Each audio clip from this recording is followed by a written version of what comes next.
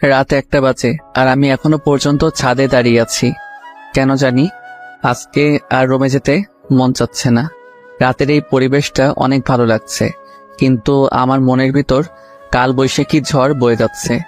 নিজের মনের কষ্টটা আজ কাউকে বলতে পারছি না। হঠাৎ পিছন থেকে কে যেন ডাক দিল। চোখের পানিগুলো মুছে পিছনে তাকিয়ে দেখে আব্বু দাঁড়িয়ে আছে। আব্বু আমার সামনে এসে বলতে লাগলো, নিলয়, তুই এখন এখানে দাঁড়িয়ে আছিস কেন? যা, তোর রুমে যা। মেয়েটা সেই কখন থেকে তোর রুমে একা বসে আছে। আমার কাঁধে হাত রেখে বলল, যাচ্ছি। আমি যেই আসতে যাব আব্বু আবার বলল, দেখ বুয়া, মেয়েটা অনেক ভালো, ও তোকে অনেক সুখে রাখবে। আমি কিছু বললাম না, কারণ কিছু বলার মতো ভাষা নেই। তাই একটা শুকনো হাসি দিয়ে ছাদ থেকে নেমে রুমে চলে আসলাম। দরজার সামনে দাঁড়িয়ে আছি আর ভাবছি আজকে কি থেকে কি হয়ে গেল। একটা দীর্ঘ নিঃশ্বাস ছেড়ে রুমের দরজা খুলে ভিতরে আসলাম। রুমের লাইট অফ করা ছিল, তাই লাইট অন করে যে খাটের দিকে তাকালাম তেমনি আমার পা কাঁপাকাঁপি শুরু হয়ে গেল। কারণ যে মেয়ের সাথে আমার বিয়ে হয়েছে সে মেয়েটা খাটে বসে এক পায়ের উপর আরেক পা রেখে ডান হাতে একটা রিভলভার নিয়ে বসে আছে, আর রিভলভারটা আমার দিকে মুখ করে ধরে আছে। আমার অবস্থা একেবারে খারাপ হয়ে গেছে। তবুও ভয়ে জিজ্ঞেস করলাম, আপনি এটা কই পাইছেন? এটা আমার। মানে? আর এই রিভলভারটা নিয়ে এসেছি তোমাকে মারার জন্য। আমি আপনাকে কি করেছি যে আপনি আমাকে মারবেন? তুমি এতক্ষণ কোথায় ছিলে? ছাদে ছিলাম। কার সাথে ছিলে? কারোর সাথে না, একা ছিলাম। আচ্ছা যাও, ফ্রেশ হয়ে আসো, ঘুমাবো। আপনি ঘুমিয়ে যান, আমার একটু কাজ আছে। ওই, তোর কি কাজ এত রাতে? হ্যাঁ, আমি বলেছি না ফ্রেশ হয়ে আসতে? তাড়াতাড়ি যা, না হলে বন্দুক দিয়ে গুলি করে তোর খুলি উড়িয়ে দেব। এত সুন্দর ঝাড়ি খেয়ে আমি এক দৌড়ে ওয়াশরুমে চলে আসলাম। ওয়াশরুমে এসে ফ্রেশ হয়ে বাইরে আসতেই দেখলাম মেয়েটা এখনো সেইভাবেই বসে আছে। আমাকে দেখেই বলল, আজকে কি সেখানেই দাঁড়িয়ে থাকবে নাকি ঘুমাবেও? আমি কিছু না বলে খাট থেকে আমার বালিশটা নিয়ে ফ্লোরে যেই শুতে যাব তেমনি মেয়েটা বলল, কি ব্যাপার, তুমি নিচে শুইতেছো কেন? তাহলে কোথায় ঘুমাবো? কেন, খাটে কি জায়গা নেই? না মানে ওই, কি না মানে করছো? তাড়াতাড়ি খাটে শুয়ে পড়ো। না, আপনি উপরে শুয়ে পড়ুন, আমি নিচে শুইতে পারবো। ওই, তোকে বলছি না আমার কথার উপরে কোনো কথা বলবি না। এখন তাড়াতাড়ি খাটে এসে শুয়ে পড়ো, না হলে এইটা তো দেখছই। আমি আর কিছু না বলে খাটের উপরে উঠে একপাশে হয়ে শুয়ে পড়লাম। হঠাৎ মেয়েটা আমার হাত ধরে টেনে আমার বুকের উপরে শুয়ে পড়ল। আচ্ছা, আপনি বালিশ থাকতে আমার বুকের উপর শুইলেন কেন? এখন থেকে তোমার বুকটা আমার বালিশ, এখন থেকে এখানেই ঘুমাবো। কেন, তোমার কোনো সমস্যা আছে? না, কোনো সমস্যা নেই। কিছু সময় নিরাপত্তা পালন করে হঠাৎ আমি বললাম, আপনাকে একটা প্রশ্ন করি। বলো। আপনার নাম কি? মেয়েটা আমার বুক থেকে মাথা তুলে ড্যাব ড্যাব করে তাকিয়ে বলল, তুমি কি আমার নাম জানো না? না। আমার নাম জান্নাতুল হাসানুল রোজা। অনেক সুন্দর নাম আপনার। আচ্ছা, আপনি আমার থেকে কয় বছরের বড় হবেন? বেশি না, 5 বছরের বড় হব। আমার থেকে 5 বছরের বড় আপনি? আচ্ছা, আপনি কি কখনো রিলেশন করেননি? না, ইসলাম ধর্মে বলা হয়েছে প্রত্যেক মেয়ের উচিত শুধু তার স্বামীকে ভালোবাসার। তাই আমি কোনো রিলেশনে জড়াইনি। আর একটা কথা, আমাকে আপনি বলবা না, তুমি করে বলবা, ঠিক আছে? এখন ঘুমাও, অনেক রাত হয়ে গেছে, সকালে উঠে আবার নামাজ পড়তে হবে। এই কথা বলে আবার বুকে মাথা রেখে শুয়ে পড়ল। রোজা আমার বুকে মাথা রেখে ঘুমিয়ে পড়ল। অল্প কিছু সময়ের মধ্যে আমিও ঘুমিয়ে পড়লাম। সকালে এমন মনে হচ্ছে কে যেন আমাকে ধাক্কা দিচ্ছে। চোখ খুলে দেখি একটা পরীর মতো দেখতে একটা মেয়ে আমার সামনে বসে আছে। আমার ঘুম যেন 1 সেকেন্ডের মধ্যে হাওয়া হয়ে গেল। হঠাৎ রোজা বলল, এই কি হলো, এমন ড্যাব ড্যাব করে কি দেখছো? না মানে, এত সকালে ডাক দিলেন কেন? এখন উঠে তাড়াতাড়ি গোসল করে মসজিদে নামাজ পড়তে যাও। এত সকালে কেউ গোসল করে নাকি? রোজা খাটের কর্নার থেকে বন্দুকটা নিয়ে আমার মাথায় ধরে বলল, কি বললি, আবার বলতো। কি? আমি কি বললাম? আমি যাচ্ছি গোসল করে নামাজ পড়তে। খাট থেকে নেমে দৌড়ে ওয়াশরুমে চলে আসলাম। ফ্রেশ হয়ে মসজিদে নামাজ পড়তে চলে আসলাম। নামাজ পড়ে মসজিদ থেকে বের হলাম। বাইরে পরিবেশটা অনেক ভালো লাগছে। আজকে অনেকদিন পর আবার ফজরের নামাজ পড়লাম। বেশি দেরি না করে বাসায় চলে আসলাম, কারণ আমার অনেক ঘুম পাচ্ছে। বাসায় এসে দেখলাম রোজা মাত্র নামাজ শেষ করলো। আমাকে দেখে বলল, তুমি একটু বসো, আমি জামাটা পাল্টে নেই, তারপর দুজনে একসাথে জগিং করতে যাব। আমি এখন ঘুমাবো। আপনার যদি কোথাও যেতে মনে চায় আপনি যেতে পারেন। ঠিক আছে জানদো, তুমি একটু অপেক্ষা করো, আমি ড্রেস চেঞ্জ করে আসি, তারপর তোমাকে দেখছি।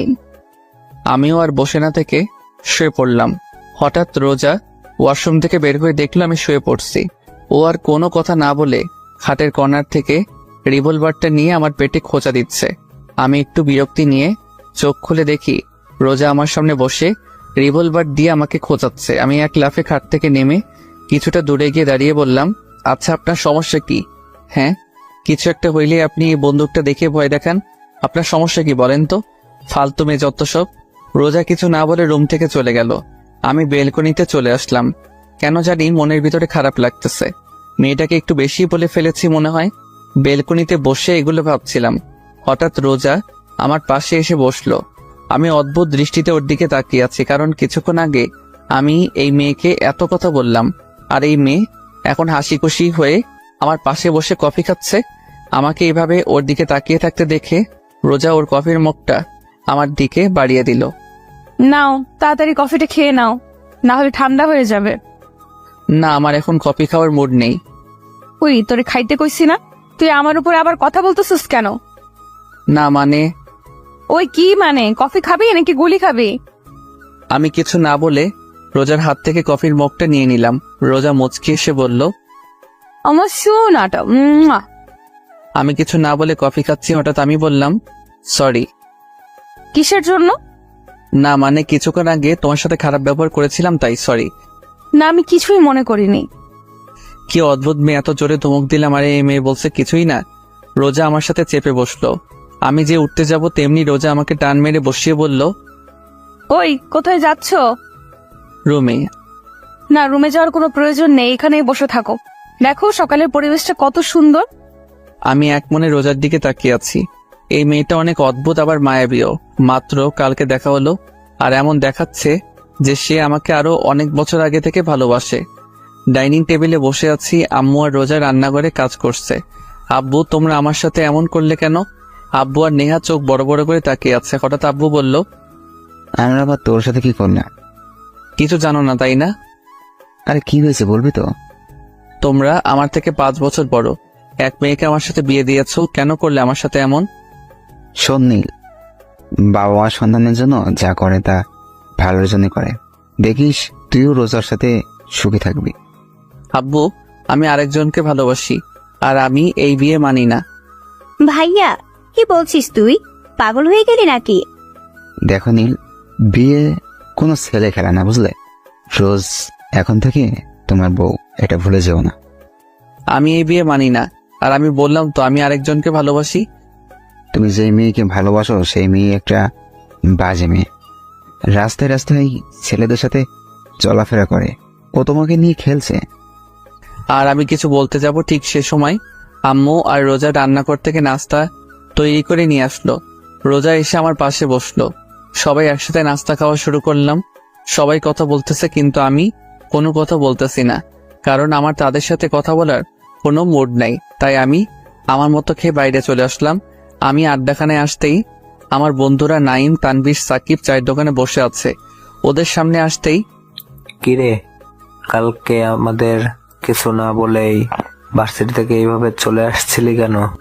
না মানে পরিবারের একটু সমস্যা হয়েছিল তাই আর কি। আচ্ছা, রিয়ার সাথে কি তোর কোনো কথা হয় নাই?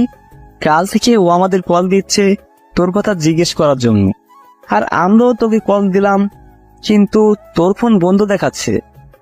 কালকে রাগের মাথায় মোবাইল ভেঙে ফেলেছিলাম। না মানে মোবাইলে চার্জ ছিল না হয়তো। আচ্ছা, আগে এটা বল, তোরা আজকে আমাকে এত কথা জিজ্ঞেস করছিস কেন? না মানে, তুই তো কোনোদিন এমন করিসনি তাই। আচ্ছা বাদ দে, ওদের সাথে আর কিছু সময় আড্ডা দিতে দিতে দুপুর হয়ে গেল। জোহর নামাজ পড়ে বাসায় আসলাম। বাসায় আসতেই আমি আমার মোবাইলটা খুঁজতেছি, কিন্তু কোনো জায়গায় পাইনি। শেষমেশ আর না পেরে নেহার রুমে আসলাম। নেহার রুমে এসে দেখি ও পড়তেছে। আমি ওর রুমের ভিতরে ঢুকে ওর সামনে গিয়ে ওর মাথায় আস্তে একটা থাপ্পড় মারলাম। নেহা পড়া বাদ দিয়ে রাগী লোক নিয়ে আমার দিকে তাকালো। কি চাই? কালকে যে আমি আমার মোবাইলটা ভেঙেছিলাম, ওটা তো কালকে আমার রুমে ছিল, কিন্তু এখন পাচ্ছি না। বল না, তুই কি কিছু জানিস নাকি? বললে আমি কি পাবো? তোর কি লাগবো? বেশি কিছু না, বিকেলে ঘুরতে নিয়ে যেতে হবে। ঠিক আছে, এখন বল। ভাবির কাছে। আর তোর ভাবি এখন কোথায়? রান্না করে। আমি আর কিছু না বলে রান্নাঘরের সামনে চলে আসলাম। রান্নাঘরের সামনে এসে দেখি রোজা একটাই রান্না করছে। আমি রান্নাঘরে ঢুকে পড়লাম। কেমনে যেন রোজা রান্নাঘরে কারো উপস্থিতি টের পেয়ে তাড়াতাড়ি পিছনে করে তাকালো। রোজা আমাকে দেখে বলল, সকাল থেকে এই পর্যন্ত কোথায় ছিলে? বন্ধুদের সাথে। নামাজ পড়ছিলা? আমার একটা কথা ছিল। বলো। আমার মোবাইলটা কোথায়? বলবো, তার আগে আমার একটা শর্ত আছে। আমাকে এখন পেছন থেকে জড়িয়ে ধরো, তাহলে বলবো। কি পাগল হয়ে গিয়েছো নাকি? যত তাড়াতাড়ি ধরবে তত তাড়াতাড়ি মোবাইল পেয়ে যাবে। আমি পারবো না, অন্য কিছু বলো। তোমার ইচ্ছে, না ধরলে নাই, আমার কিচ্ছু যায় আসে না। কেউ এসে গেলে খারাপ হয়ে যাবে। ওই কে কি বললো? হ্যাঁ, তুই কি অন্য কোনো মেয়েকে জড়িয়ে ধরবি যে কেউ দেখলে খারাপ ভাববে? এখন চুপচাপ দাঁড়িয়ে না থেকে তুই তোর কাজ কর, না হলে চিৎকার করে সবাইকে বলবো তুই আমাকে নির্যাতন করছিস। রান্না করা বাদ দিয়ে পিছনে করে রাগী লোক নিয়ে বলল, শুরু হয়ে গেছে ছেড়ে দেওয়া। আই, কি বিড়বিড় করছিস? আবার পিছনে করে ওর কাজ করতে করতে বলল। আমি আর কিছু না বলে রোজার পিছনে গিয়ে ওর দুই কাঁধে হাত দিয়ে রেখেছি। রোজা আমার হাতের স্পর্শ পেয়ে কিছুটা কেঁপে উঠল। আমি কি বলছি, আমার কাঁধ ব্যথা করতেছে? না তো। তাহলে তুই আমার কাঁধে হাত রেখেছিস কেন? আমাকে জড়িয়ে ধর, না হলে। কি আর করা, শেষমেশ রোজাকে জড়িয়ে ধরতে হলো। কিন্তু ওকে জড়িয়ে ধরতে দুজনে কেঁপে উঠলাম। কেমন যেন এক অন্যরকম অনুভূতি। রোজা ওর কাজ না করে চুপচাপ দাঁড়িয়ে আছে, চোখ বন্ধ করে। আমার মোবাইলটা কোথায়? ও, ওটা ওটা তো ভেঙে গিয়েছিল, তাই আমি ফেলে দিয়েছি। কি, তুমি আমার মোবাইল ফেলে দিয়েছো? ওটার মধ্যে আমার সিম কার্ড ছিল, আর তুমি সেটা ফেলাই দিচ্ছ? আমি ওকে ছেড়ে দিয়ে বললাম, রোজা সত্যি করে বলো তো। ফেলে দিয়েছি, কারণ ওটা একটা ভাঙা মোবাইল ছিল। তাই আর আমি কি জানতাম নাকি যে মোবাইলের ভেতরে সিম কার্ড ছিল? আমি কিছু না বলে রুমে চলে আসলাম। বিকেলে বেলকনিতে বসেছিলাম, এমন সময় নেহা আসলো। এসেই বলল, ওই, ঘুরতে নিয়ে যাবি না? না গেলে হয় না? দেখ, তুই কিন্তু আমাকে কথা দিয়েছিস, এখন কথা মোতাবেক কাজ কর। আচ্ছা ঠিক আছে, তুই যা, আমি রেডি হয়ে আসছি। অল্প কিছু সময়ের মধ্যে রেডি হয়ে নিচে চলে আসলাম। নেহার জন্য অপেক্ষা করতে লাগলাম। হঠাৎ মাথায় একটা কথা আসলো। আজকে দুপুরের পর থেকে রোজা রুমে আসেনি, আর ওর সাথে দেখাও হয়নি।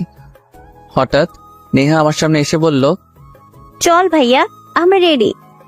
আমরা মানে? আমি আর ভাবি। কিন্তু তুই তো বলেছিলি তুই একা যাবি। ওই খবরদার, মিথ্যা কথা বলবি না। আমি বলেছি ঘুরতে নিয়ে যেতে হবে, কিন্তু এটা বলিনি যে আমাকে নিয়ে যেতে হবে।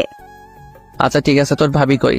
নেহা চোখ দিয়ে ইশারা করে সাইডে দেখতে বলল। আমি সাইডে তাকাতেই অবাক, কারণ রোজা একটা নীল রঙের শাড়ি পরেছে, আর এই শাড়িতে ওকে অনেক সুন্দর লাগছে। ওর টানা টানা হরিণের মতো চোখে একটা দৃষ্টিতে তাকিয়ে থাকতে মন চাচ্ছে।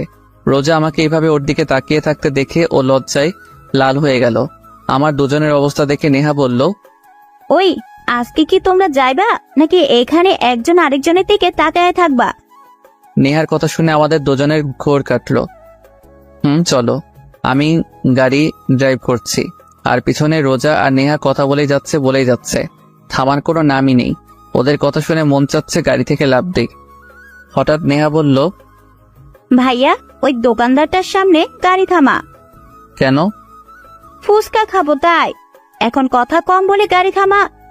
দোকানটার সামনে গাড়ি থামাতে রোজা আর নেহা গাড়ি থেকে হাওয়া বাইরে তাকিয়ে দেখি ওরা দোকানের দিকে হাঁটা দিচ্ছে। কি আর করার, ওদের পিছে পিছে যেতে হলো। রোজা আর নেহা এক পাশে বসলো, আর আমি আরেক পাশে। কিছু সময়ের পর নেহা আর রোজা এমনভাবে ফুচকা খাওয়া শুরু করলো যে অনেক বছর পর ফুচকা দেখেছে। একটার পর একটা মুখের ভেতর ঢুকিয়ে চলেছে। হঠাৎ কোথা থেকে যেন একটা মেয়ে আমার পাশের সিটে বসে পড়লো। রোজা আর নেহা খাওয়ার মধ্যেই ব্যস্ত, আর আমি ড্যাব ড্যাব করে মেয়েটার দিকে তাকিয়ে আছি। মেয়েটার গায়ের রং ফর্সা। মেয়েটা একটা কালো রঙের শাড়ি পরেছে, হাতে কালো চড়ি, কপালে কালো টিপ। মেয়েটাকে অনেক সুন্দর লাগছে। হঠাৎ মেয়েটা আমাকে বলল, আচ্ছা, আপনি কি সিঙ্গেল? আমি আপনাকে অনেক ভালোবেসে ফেলেছি। আমি রোজ আর নেহার দিকে তাকিয়ে দেখি নেহা ফুচকা না খেয়ে ড্যাব ড্যাব করে মেয়েটার দিকে তাকিয়ে আছে, কিন্তু রোজা চুপচাপ ফুচকা খেয়ে যাচ্ছে। আমি পুরো অবাক হয়ে গেলাম। স্ত্রীর সামনে নিজের স্বামীকে অন্য মেয়ে প্রপোজ করছে, আর এই মেয়ে কোনো কিছু না করে ফুচকা খাচ্ছে। কি অদ্ভুত মেয়ে। মেয়েটা আবার বলতে শুরু করলো, আসলে আপনাকে আমার অনেক ভালো লেগেছে, তাই জিজ্ঞেস করলাম। আচ্ছা, আপনার নাম্বারটা দিতে মেয়েটা আর কিছু না বলে হঠাৎ উঠে এক দৌড়ে দোকানের ভেতর থেকে বের হয়ে গেল। আমি মেয়েটার কাণ্ড দেখে অবাক হয়ে গেলাম। এমনভাবে দৌড় দিল যে কোনো ভূত দেখেছে।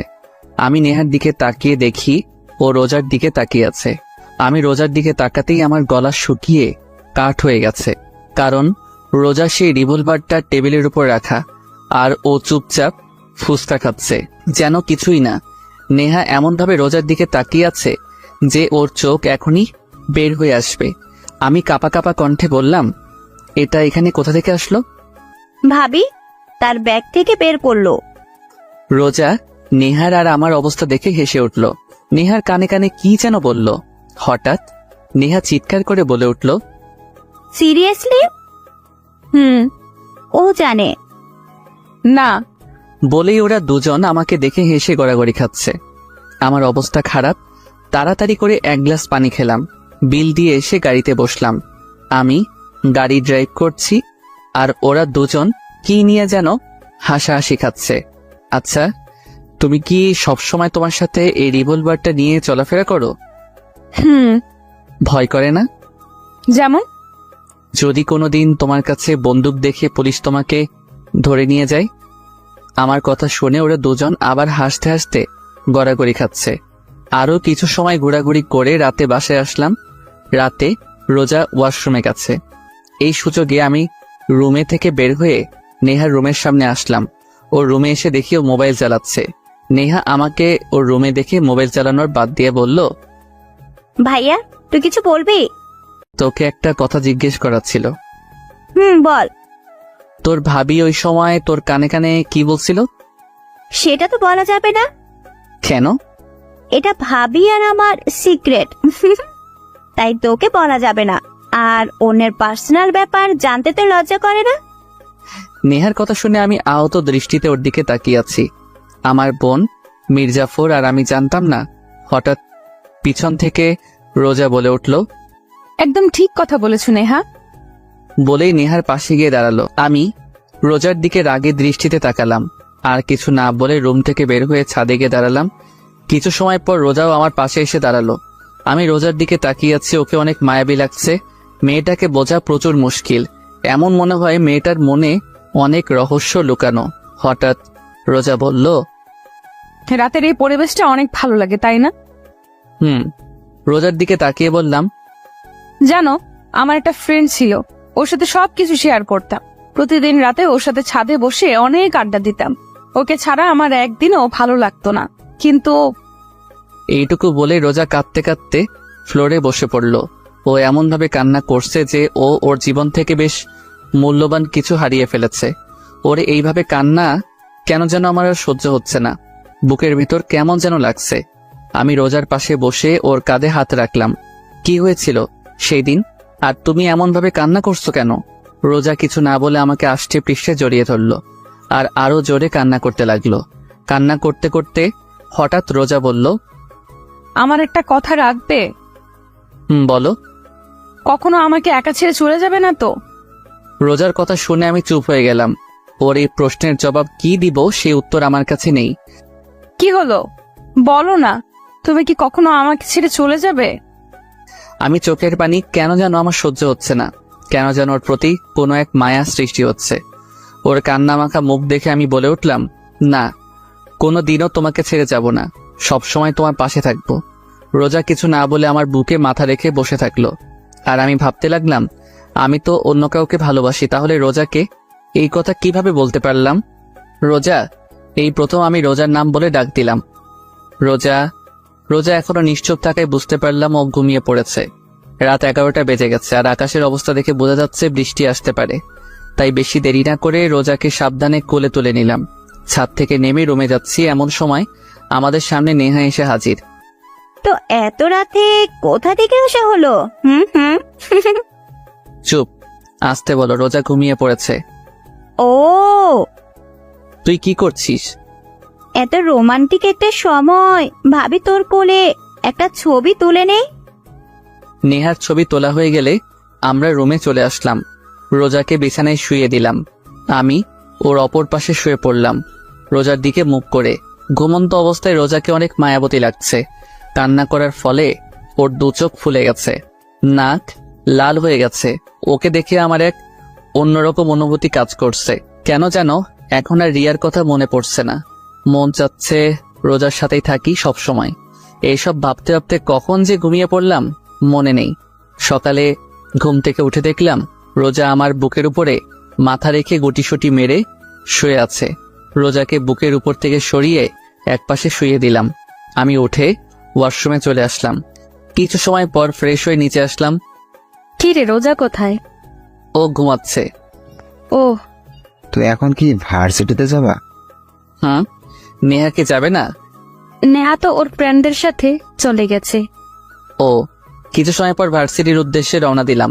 কিছু সময়ের মধ্যে ভার্সিটি পৌঁছে গেলাম। ভার্সিটির ভিতর ঢুকতে কোথা থেকে যেন রিয়া দৌড়ে এসে আমাকে জড়িয়ে ধরলো আর বলতে লাগলো, ওই কালকে কোথায় ছিলে আর তোমার মোবাইল বন্ধ কেন? রিয়ার এইভাবে জড়িয়ে ধরা আমার কেন যেন ভালো লাগছে না। ওকে এক ঝটকায় নিজের থেকে ছাড়িয়ে নিয়ে বললাম, একটু প্রবলেম হয়েছিল তাই আর কি। তো আমি কি কিছু হেল্প করতে পারবো নাকি? না, দরকার নেই, এখন চলো ক্লাসে যাই। না, আজকে গল্প করব, চলো। না, আমার এখন গল্প করার কোনো মুড নেই। না, তোমাকে বলছি না, এখন গল্প করব, চলো। আমি রিয়ার হাত থেকে আমার হাত এক টান দিয়ে ছাড়িয়ে নিয়ে বললাম, এত বায়না করো কেন? আমি বললাম না আমার এখন তোমার সাথে গল্প করার মুড নেই। সরি। রিয়া কিছু না বলে সেখান থেকে চলে গেল। আর আমি ভাবতে লাগলাম আজ এই প্রথম আমি রিয়ার সাথে এমন ব্যবহার করলাম, কিন্তু কেন করলাম তা অজানা। অনেক সময় খোঁজার পর এক ক্যাম্পাসের এক কোনো আম গাছের নিচে বসে আছে। আমি রিয়ার সামনে গিয়ে দাঁড়ালাম। অনেকক্ষণ হয়ে গেল কিন্তু রিয়া এখনো পর্যন্ত নিচের দিকে তাকিয়ে আছে। আমি আর না পেরে রিয়ার সামনে বসে পড়লাম। সরি বললাম তো। আমার আপনার সরি লাগবে না, আপনি এখন আসতে পারেন। না, আমি এখন আমার জানের সাথে গল্প করব। দরকার নেই আপনার গল্প। আমি রিয়ার পাশে বসে রিয়ার মাথা ধরে আমার কাঁধে রাখলাম। রিয়া আমার কাঁধে মাথা রেখে চুপচাপ বসে আছে। এখন কি কোনো কথা না বলার প্রতিজ্ঞা করেছ? হুম। ঠিক আছে, আমি কোনো কথা বলবো না। আমার সোনাটা কি রাগ করেছে? রিয়ার মুখের কথা শুনে আমার রোজার কথা মনে পড়ে গেল। ওই মেয়ে এখন কি যেন করছে। হঠাৎ রিয়া হালকা ধাক্কা দিয়ে বলল, কি হলো, কি ভাবছো? না কিছু, রিয়ার সাথে গল্প করছি। হঠাৎ ক্যাম্পাসে পুলিশের গাড়ি ঢুকলো। ক্যাম্পাসের সবাই গাড়ির দিকে তাকিয়ে আছে। হঠাৎ পুলিশের গাড়ির ভিতর থেকে একজন লোক বের হয়ে আমাদের দিকে আসতে লাগলো। আমি আর রিয়া কিছুটা ভয় পেয়ে গেলাম। লোকটা সামনে এসে বলল, আপনাকে ম্যাডাম ডেকেছে। আমি কি করেছি যে আপনার ম্যাডাম আমাকে ডেকেছে? সেটা না হয় ম্যাডামের কাছ থেকেই শুনে নিয়েন। বলে আমার হাত ধরে টেনে নিয়ে যেতে লাগলো যেন আমি কোনো আসামি। পুরো ক্যাম্পাসের সবাই আমার দিকে তাকিয়ে আছে আর ভয়ে আমার গলা শুকিয়ে কাট, হার্টবিট কয়েক গুণ গতিতে লাফাতে লাগলো। লোকটা পুলিশের গাড়ির সামনে এসে বলল, ম্যাম, নিয়ে এসেছি। গাড়ির ভিতরে যে বসেছিল তাকে বলল। আপনি এখন যেতে পারেন। লোকটা চলে গেল। গাড়ির ভিতরে যে মেয়েটা বসেছিল তাকে দেখে আমার মাথায় আকাশ ভেঙে পড়ল। আমার গলা দিয়ে কোনো কথা বের হচ্ছে না। কাপা কাপা গলায় বললাম, তুমি? তো এখানে কি অন্য কেউ থাকার কথা ছিল নাকি? পুলিশ থাকার কথা। তুমি গাঁজা টাজা খাইছো নাকি? না, কেন? তাহলে তুমি কি আমার শরীরে পুলিশের ইউনিফর্ম পরা তাকে দেখো না? তাহলে তুমি কি আসলেই পুলিশ? কোন পোস্টে? ওসি। আচ্ছা, তুমি কি এখন গোয়েন্দাদের মতো শুধু প্রশ্নই করে যাবে নাকি গাড়িতে উঠে বসবে? দেখো, পুরো ক্যাম্পাসের সব লোক আমাদের দিকে তাকিয়ে আছে। রোজার কথা শুনে আশেপাশে তাকিয়ে দেখি সবাই আমাদের দিকে তাকিয়ে আছে। রিয়ার দিকে তাকিয়ে দেখি ও ওখানেই থ মেরে দাঁড়িয়ে আছে। আমি কোনো কথা না বলে গাড়িতে উঠে বসলাম। রোজা ড্রাইভ করছে আর আমি চুপচাপ ড্যাব ড্যাব করে রোজার দিকে তাকিয়ে আছি। রোজাকে এই ড্রেসে এক কথায় অসাধারণ লাগছে। রোজা আমাকে এইভাবে তাকিয়ে থাকতে দেখে লজ্জা মাখা মুখে বলল, ওই এইভাবে ড্যাব ড্যাব করে তাকে কি দেখছো? তোমাকে? আমাকে দেখার মতো আমার মাঝে এমন কি আছে বলতে পারলাম না, কিন্তু তোমাকে অনেক সুন্দর লাগছে। তাই? আচ্ছা, এই কয়দিন না আমাকে ভয় পাইতা? না, ভয় কেন লাগবে? এখন কি ভয় লাগছে না? আমার সাথে ফাসলামে আমাকে ছাড়া অন্য কোনো মেয়ের সাথে থাকলে জেলে ভরে দিতে পারতো। রোজার কথা শুনে এখন ভয় লাগতে শুরু করলো, কারণ এই মেয়ের কথা বলা যায় না, বিনা কারণে জেলেও ঢুকিয়ে দিতে পারে। আমি রোজার দিকে থেকে চোখ ফিরিয়ে বাইরের দিকে তাকিয়ে থাকলাম। আমার অবস্থা দেখে রোজা হেসে ফেললো। কিছুক্ষণ পর রোজা আমাকে নিয়ে লেগের পাড়ে আসলো। রোজা আর আমি একটা বেঞ্চে বসে আছি, কেউ কোনো কথা বলছি না। নিরাপত্তা ভেঙে হঠাৎ রোজা বলল, তোমাকে একটা প্রশ্ন করি। বলো। ক্যাম্পাসে তোমার সাথে যে মেয়েটা বসেছিল সে কি আমার সতীন? রোজা এমন প্রশ্ন করবে তা ভাবতে পারিনি। ওর এই প্রশ্নের জবাব কি দিব তা ভেবে পাচ্ছি না। আমাকে চুপ থাকতে দেখে রোজা বলল, এই শোনো, আমি কিন্তু অন্য কারোর সাথে আমার স্বামীর ভাগ বসাবো না। তুমি শুধু আমার। অন্য কোনো মেয়ের দিকে তাকালে তোমাকে বিনা টিকিটে উপরে পাঠিয়ে দেব। বুঝেছি। আচ্ছা, একটা প্রশ্ন করি। বলো। তুমি জানলে কিভাবে যে ওই মেয়ের সাথে আমার কিছু চলছে? আমাদের বিয়ের আগে আব্বু বলেছিল তুমি একটা মেয়েকে ভালোবাসো, আর সেই মেয়ে নাকি তোমার সাথে খেলা করেছে। আর আজকে তুমি আর ওই মেয়ে ক্যাম্পাসে একবার কর্নারে বসেছিলে, তাই আমার আর বুঝতে বাকি রইল না এটাই সেই মেয়ে। রোজা এক নিঃশ্বাসে বলল, তো তোমার কি আমার উপর কোনো রাগ বা কষ্ট নেই? রাগ বা কষ্ট থাকবে কেন? এই যে তোমার স্বামী যে অন্য মেয়ের সাথে বসেছিল, রোজার মনের কথা জানার জন্য বললাম। আমি কি মানুষ নাকি যে আমার কষ্ট থাকবে? এখন চলো, এখানে ভালো লাগছে না। বলেই রোজা সেখান থেকে উঠে গাড়িতে গিয়ে বসলো। রোজার আচরণ দেখে বুঝলাম ও অনেক কষ্ট পেয়েছে। কেন যেন এই মেয়েকে বুঝতে পারছি না, পুরো অদ্ভুত একটা মেয়ে। আমি গিয়ে রোজার পাশে বসলাম। রোজা কিছু না বলে চুপচাপ ড্রাইভ করতে লাগলো। আমার নিজের ভিতর কেমন যেন একটা গিল্টি ফিল হতে লাগলো। রোজাকে কি বলবো তা খুঁজে পাচ্ছি না। হঠাৎ রোজা একটা মলের সামনে গাড়ি থামিয়ে বলল, নামো। আমরা এখানে কেন এসেছি? ওই, তুই নামবি নাকি অন্য কোনো পদক্ষেপ নিব? আমি কিছু না বলে গাড়ি থেকে নেমে রোজার পিছনে পিছনে চুপচাপ হাঁটছি। হঠাৎ রোজা একটা মোবাইলের শোরুমে ঢুকলো। আমি একটু দাঁড়িয়ে ভাবলাম রোজা এখানে কেন এসেছে। কিছু না ভেবে দোকানের ভিতরে ঢুকে পড়লাম। রোজা একটা মোবাইল সিম কার্ড কিনলো। আমি চুপচাপ দেখে যাচ্ছি। মোবাইলটা দেখে আমার লোভ এসে পড়লো, মন চাচ্ছে যদি এই মোবাইলটা আমার হতো। রোজা বিল পেমেন্ট করে আবার বেরিয়ে পড়লো। আমিও রোজার পিছে পিছে বের হয়ে গাড়িতে বসলাম। কিছুক্ষণ পর রোজা একটা রেস্টুরেন্টের সামনে গিয়ে গাড়ি থামালো। আমার দিকে তাকাতেই আমি গাড়ি থেকে নেমে পড়লাম।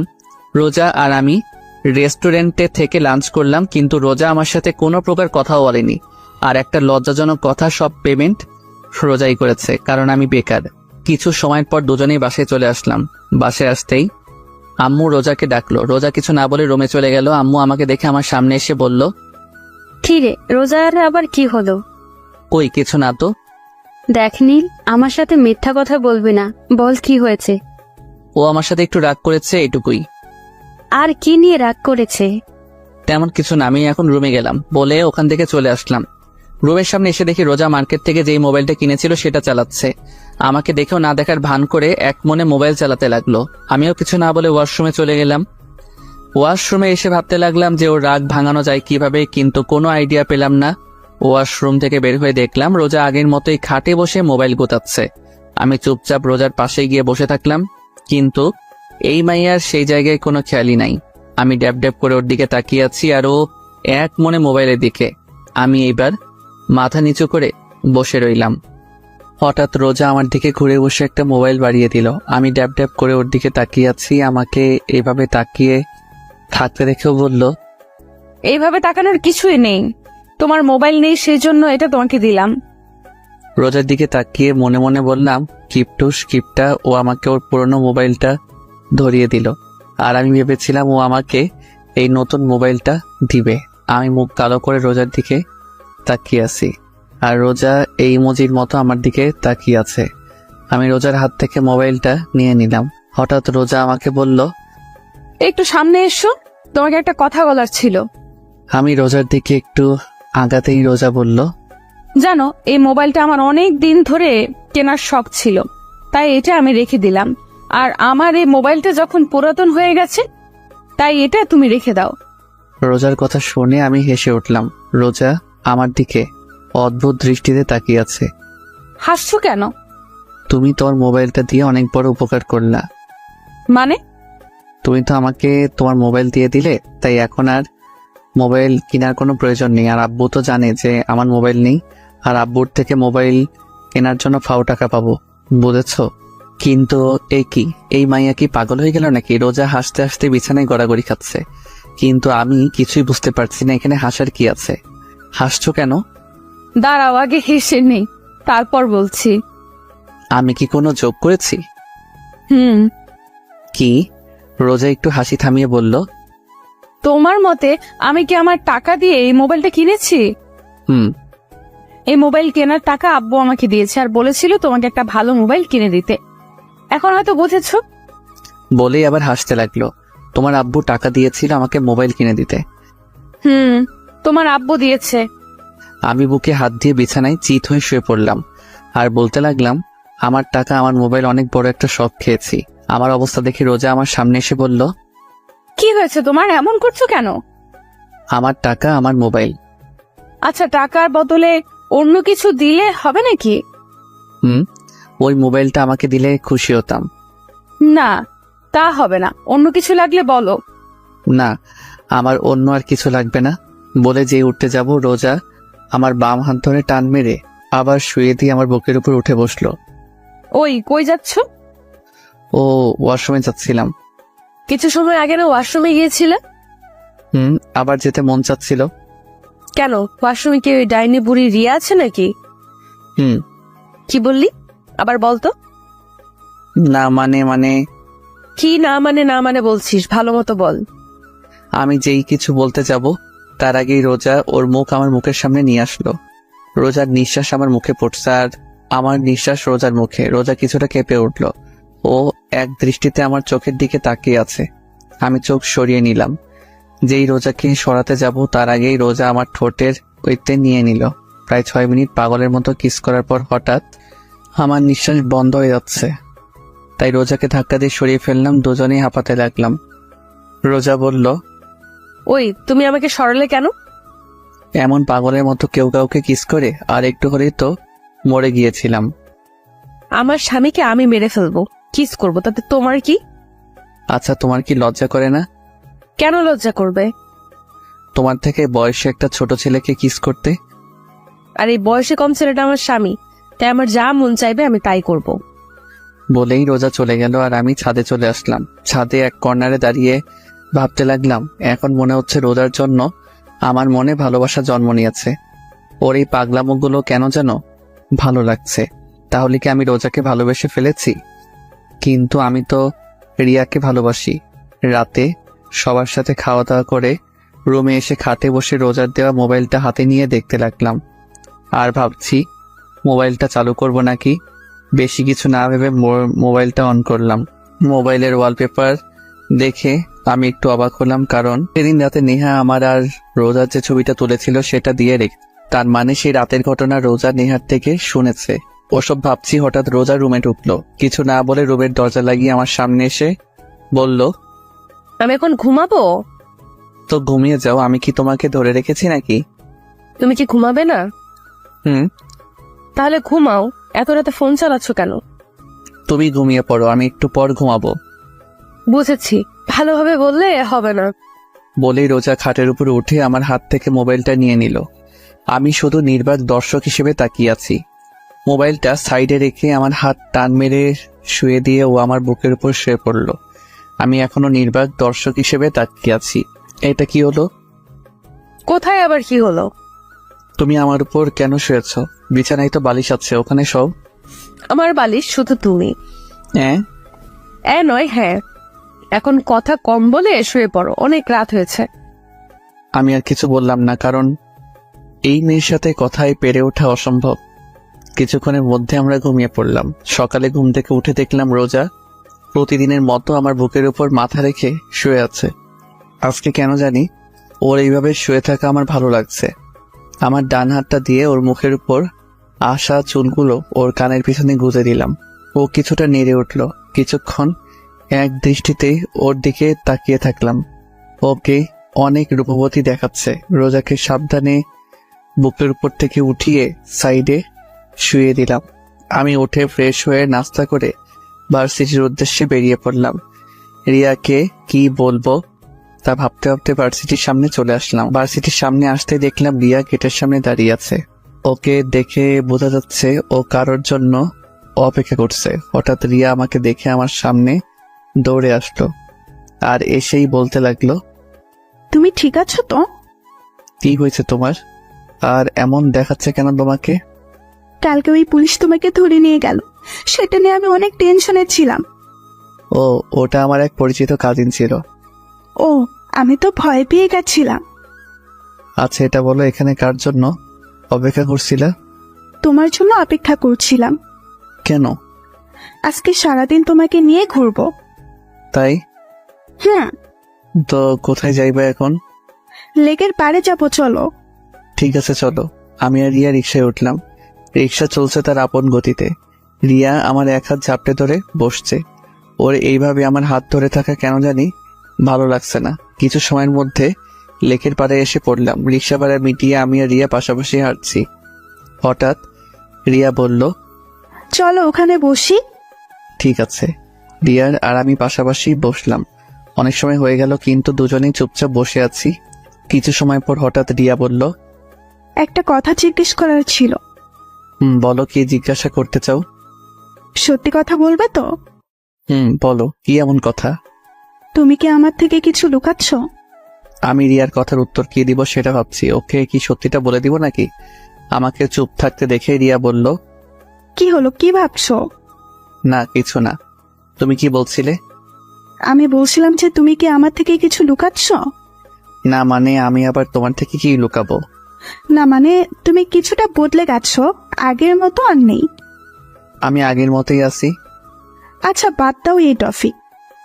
দুজনে আবার চুপ হয়ে গেলাম, কেউ কোনো কথা বলছি না। আবার কিছু সময় পার হয়ে গেল। হঠাৎ আমার মোবাইলে কল আসলো। মোবাইলের স্ক্রিনে তাকিয়ে দেখি আননোন নাম্বার থেকে কল আসছে। আমি তো এই সিম কার্ডের নাম্বারে কাউকে দেইনি, তাহলে কে কল দিল? এসব ভাবতে ভাবতে কলটা কেটে গেল। এটা দেখে রিয়া বলল, কি ব্যাপার, কলটা ধরলে না কেন? আমি কিছু বলতে যাব তার আগে আবার কল আসলো সেই একই নাম্বার থেকে। রিয়ার থেকে কিছুটা দূরে গিয়ে কলটা রিসিভ করলাম। রিসিভ করতেই, ওই কই তুমি? কে আপনি আর কাকে কল দিয়েছেন?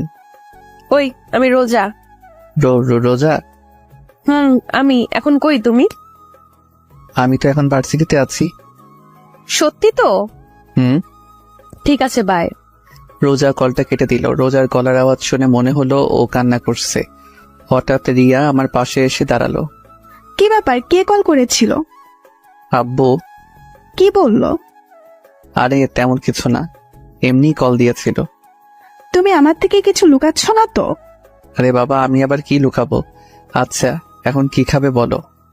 চলো ফুচকা খাবো। ঠিক আছে চলো।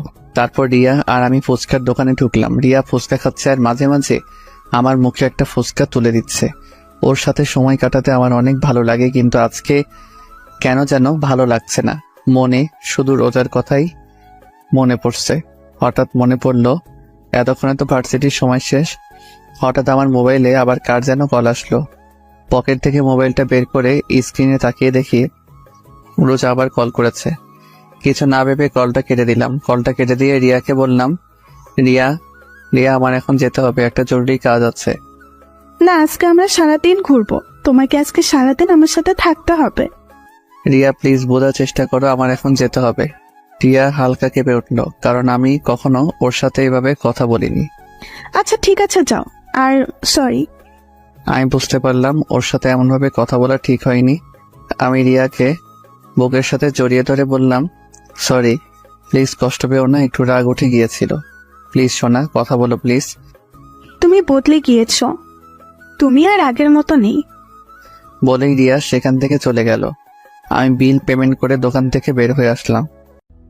রাস্তায় এসে দাঁড়িয়ে আছি, নিজের উপর প্রচুর রাগ হচ্ছে, কিন্তু কারণ খুঁজে পাচ্ছি না। হঠাৎ আবার মোবাইলে রোজার কল আসলো। আমি কল রিসিভ করেই বললাম, আচ্ছা কি সমস্যা আপনার বলেন তো? মানে? এত কল করছেন কেন? না মানে অনেক সময় হয়ে গেছে, ভার্সিটি থেকে আসছো না, তাই ফোন করছি। আমি কি এখন আপনার কথায় চলবো নাকি? আমার যখন বাসায় আসতে মন চাইবে আমি তখন আসবো। আর শোনেন, আমাকে কল দিয়ে বেশি বিরক্ত করবেন না বলেই কল কেটে দিলাম। অনেক রাগ হচ্ছে রোজার উপর। কেন যে আব্বু এই মেয়েটার সাথে আমাকে বিয়ে দিল, কয়েকদিনের মধ্যেই আমার আরামের জীবনটাকে তছনছ করে দিল। যত তাড়াতাড়ি সম্ভব এই মেয়েকে আমার জীবন থেকে সরাতেই হবে। মোবাইলটা অফ করে দিলাম, আনমনে রাস্তায় হাঁটতে লাগলাম। এভাবে রাত 11টা বেজে গেল। এখন আর রাগ নেই, এখন শুধু ভয় করতেছে বাসায় গেলে আব্বুকে কিভাবে ম্যানেজ করব। ভয়ে ভয়ে বাসার দিকে পা বাড়াতে লাগলাম। কিছু সময়ের মধ্যে বাসায় পৌঁছালাম।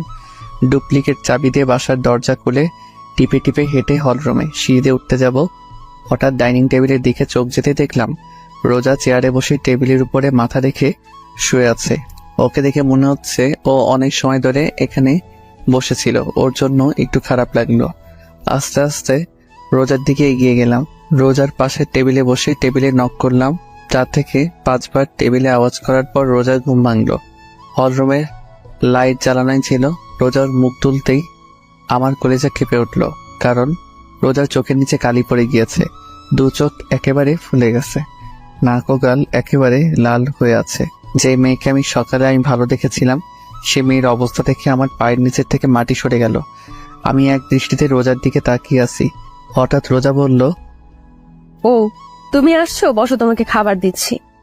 বলেই একটা প্লেটে খাবার বাড়তে শুরু করলো। আমি রোজাকে দেখে অবাক না হয়ে পারছি না, কারণ যেই মেয়ে আমাকে কথায় কথায় থ্রেট দিত, একটু ভুল করলে আমার অবস্থা টাইট করে দিত, আর আজ আমি সারাদিন বাইরে ছিলাম, ওর কলও রিসিভ করিনি। কোথায় ও আমার উপর রেগে থাকবে, কিন্তু তা না করে ও একেবারে শান্ত হয়ে আছে। আমার একটু ভয় হতে লাগলো, কারণ রোজার এই রূপ আমার মোটেও সুবিধার মনে হচ্ছে না। আর ওর চেহারার অবস্থা এমন কেন? হঠাৎ রোজা বলল, কি হলো, কি দেখছো? খাবার খাচ্ছ না কেন? আমি কিছু না বলে চুপচাপ খাবার খেতে লাগলাম। কি বলবো ওকে সেটাই ভেবে পাচ্ছি না, কারণ আজকে সকালে ওর সাথে যেভাবে কথা বলেছিলাম তা ভেবে বুঝতে পারছি কি থেকে কি শুরু করব। হঠাৎ আমি নিজের দিকে তাকিয়ে বলতে লাগলাম, সরি, আসলে আজকে তুমি যখন কল দিয়েছিলে তখন আমার মুড একটু খারাপ ছিল, আর সেই সময় তুমি কল দিয়েছিলে, তাই তোমাকে একটু বেশি বলে দিয়েছিলাম। প্লিজ আমাকে মাফ করে দাও। আমি কথাগুলো বলতে বলতে রোজার দিকে তাকাতেই দেখি ও আবার টেবিলের উপর মাথা রেখে ঘুমিয়ে পড়েছে। আমি টেবিল থেকে উঠে হাত ধুয়ে আসলাম, রোজার সামনে এসে দাঁড়িয়ে রইলাম। এই মেয়েটা এমন অদ্ভুত কেন, যে কোনো জায়গায় ঘুমিয়ে পড়ে। এখন আবার ওকে কোলে করে রুমে নিয়ে যেতে হবে। মুচকি এসে যেই রোজার শরীরে যেই হাত রাখলাম, যা তেমন আমি 2 কদম পিছে চলে গেলাম, কারণ রোজার শরীর জ্বরে পড়ে যাচ্ছে। আমি অনেক ঘাবড়ে গেলাম। এখন কি করব কিছুই মাথায় আসছে না। আমি তাড়াতাড়ি করে রোজার কাছে গিয়ে ওকে কোলে তুলে নিলাম। রোজাকে কোলে নিয়ে রুমে চলে আসলাম। এসেই রোজাকে বিছানায় শুয়ে দিয়ে দৌড় দিয়ে ওয়াশরুমে চলে গেলাম। একটা বালতির মধ্যে পানি এনে কাপড় দিয়ে রোজার মাথায় পানি পট্টি দিতে লাগলাম। হঠাৎ খেয়াল করলাম রোজা কাঁপছে। বিছানার সাইড থেকে কম্বলটা নিয়ে রোজা গায়ে জড়িয়ে দিলাম। রোজা কম্বলটাকে আষ্টে পৃষ্ঠে জড়িয়ে ধরলো, আর আমি ওর মাথার পাশে বসে পানি পট্টি দিতে থাকলাম। আর ভাবতে লাগলাম, রোজার আজকে যে অবস্থা তার জন্য একমাত্র দায়ী আমি। আমার জন্যই হয়তো এমন হয়েছে। আজকে ওকে শুধু শুধু এতগুলো কথা শুনিয়েছিলাম। সারাটা দিন মেয়েটা কতবার কল করেছিল, কিন্তু একটাবারও ওর কল রিসিভ করিনি। কত যেন কষ্ট পেয়েছে, আর গাধার মতো এসে আমি ওকে রেখে খেতে বসে গেলাম। একটাবারও জিজ্ঞেস করলাম না যে তুমি খেয়েছো কিনা। নিজের উপর অনেক রাগ হতে লাগলো। হঠাৎ এমন মনে হলো আমার গাল বেয়ে পানি গড়িয়ে পড়ছে। এক হাত দিয়ে চেহারায় হাত দিয়ে দেখে আমার চোখে পানি। আমার চোখের পানিটা মায়ার নাকি কষ্টের সেটা অজানা। আমি শেষবার কবে কেটেছিলাম সেটা আমার মনে নেই। কেন যে মেয়েটাকে এত কষ্ট দিতে গেলাম। রোজার চেহারার দিকে তাকালেই কেন জানি আমার অনেক কষ্ট হচ্ছে।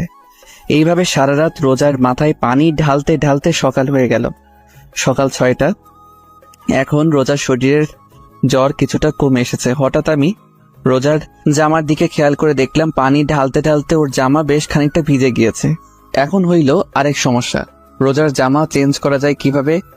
কিছু সময় ভেবে আমি রুম থেকে বের হয়ে নেহার রুমের সামনে আসলাম। নেহার রুমের সামনে এসে বেশ খানিকটা সময় ধরে নেহাকে ডাকার পরে নেহা দরজা খুলতেই বলল, কি হয়েছে? সমস্যা কি? আপনি এত সকালে আমাকে ডাকছেন কেন? নেহা আমার সাথে এতটুকু বলেই চুপ হয়ে গেলাম, কারণ আমার বোন আমাকে আপনি করে বলছে। কি হলো বোন, তুই আমাকে আপনি করে বলছিস কেন? নেহা এক ঝটকায় হাতটা সরিয়ে নিয়ে আমার থেকে 2 কদম পিছে গিয়ে বলতে লাগলো, আমার ইচ্ছা আমি কাকে কি বলে রাখবো। আর আপনি আমার ভাই না, আমি আপনার কোনো বোন না। আমি অবাকের উপর অবাক হচ্ছি। কারণ কি এমন হয়েছে যার কারণে নেহা আমার সাথে এমন ব্যবহার করছে? কেন জানি ওর কথাগুলোয় আমার ভিতরে কেমন যেন ব্যথা অনুভব হতে লাগলো। হঠাৎ নেহা আমার মুখের সামনে চুটকি বাজিয়ে বলল, কি হলো? আপনি কেন এসেছেন এখানে? রোজার। কি হয়েছে ভাবি? কি বলেন? কি হয়েছে ভাবি? আমি কিছু বলার আগে নেহা আমাকে পাশ কাটিয়ে আমার রুমের দিকে দৌড় দিল। আমি দাঁড়িয়ে না থেকে নেহার পিছনে পিছনে গেলাম। নেহার রুমের ভিতর ঢুকে রোজার অবস্থা দেখে আমার দিকে রাগী দৃষ্টিতে তাকালো। ও এমনভাবে আমার দিকে তাকালো যে আমি কোনো জেলের আসামি। নেহা আমার সামনে এসে বলল, কি করেছেন আপনি ভাবির সাথে? রাতে আমি আর রোজা খাবার টেবিলে বসেছিলাম। আমি খাবার খাচ্ছি, হঠাৎ দেখি রোজা কিছুটা কাঁপছে, কিন্তু আমি ভেবেছিলাম হয়তো এমনই। তারপর হাত ধুয়ে এসে যখন ওর ঢাক দিলাম কিন্তু উঠল না। ওর শরীরের হাত দিয়ে দেখি ওর শরীরে প্রচুর জ্বর এসেছে। তারপর ওকে রুমে নিয়ে এসে পানি পট্টি দিতে দিতে ওর জামা ভিজে গিয়েছে, তাই তোকে ডাক দিয়েছি। আচ্ছা, ভাবি কি আপনাকে কিছু বলেনি? না একবারও কি রুমের অবস্থা দেখেছেন? না, রুমে আবার কি হবে? এটুকু বলেই পুরো রুমের দিকে তাকাতেই দেখলাম আমার রুমটা এমন দেখাচ্ছে যে রুমের ভিতরে কোনো বড়সড় টর্নেডো এসেছিল। রুমের প্রত্যেকটা জিনিস ভেঙে ফেলেছে, এমনকি খাটের উপর দেয়ালে আমার বড় একটা ছবি ঝোলানো ছিল সেটাও ভেঙে ফেলেছে।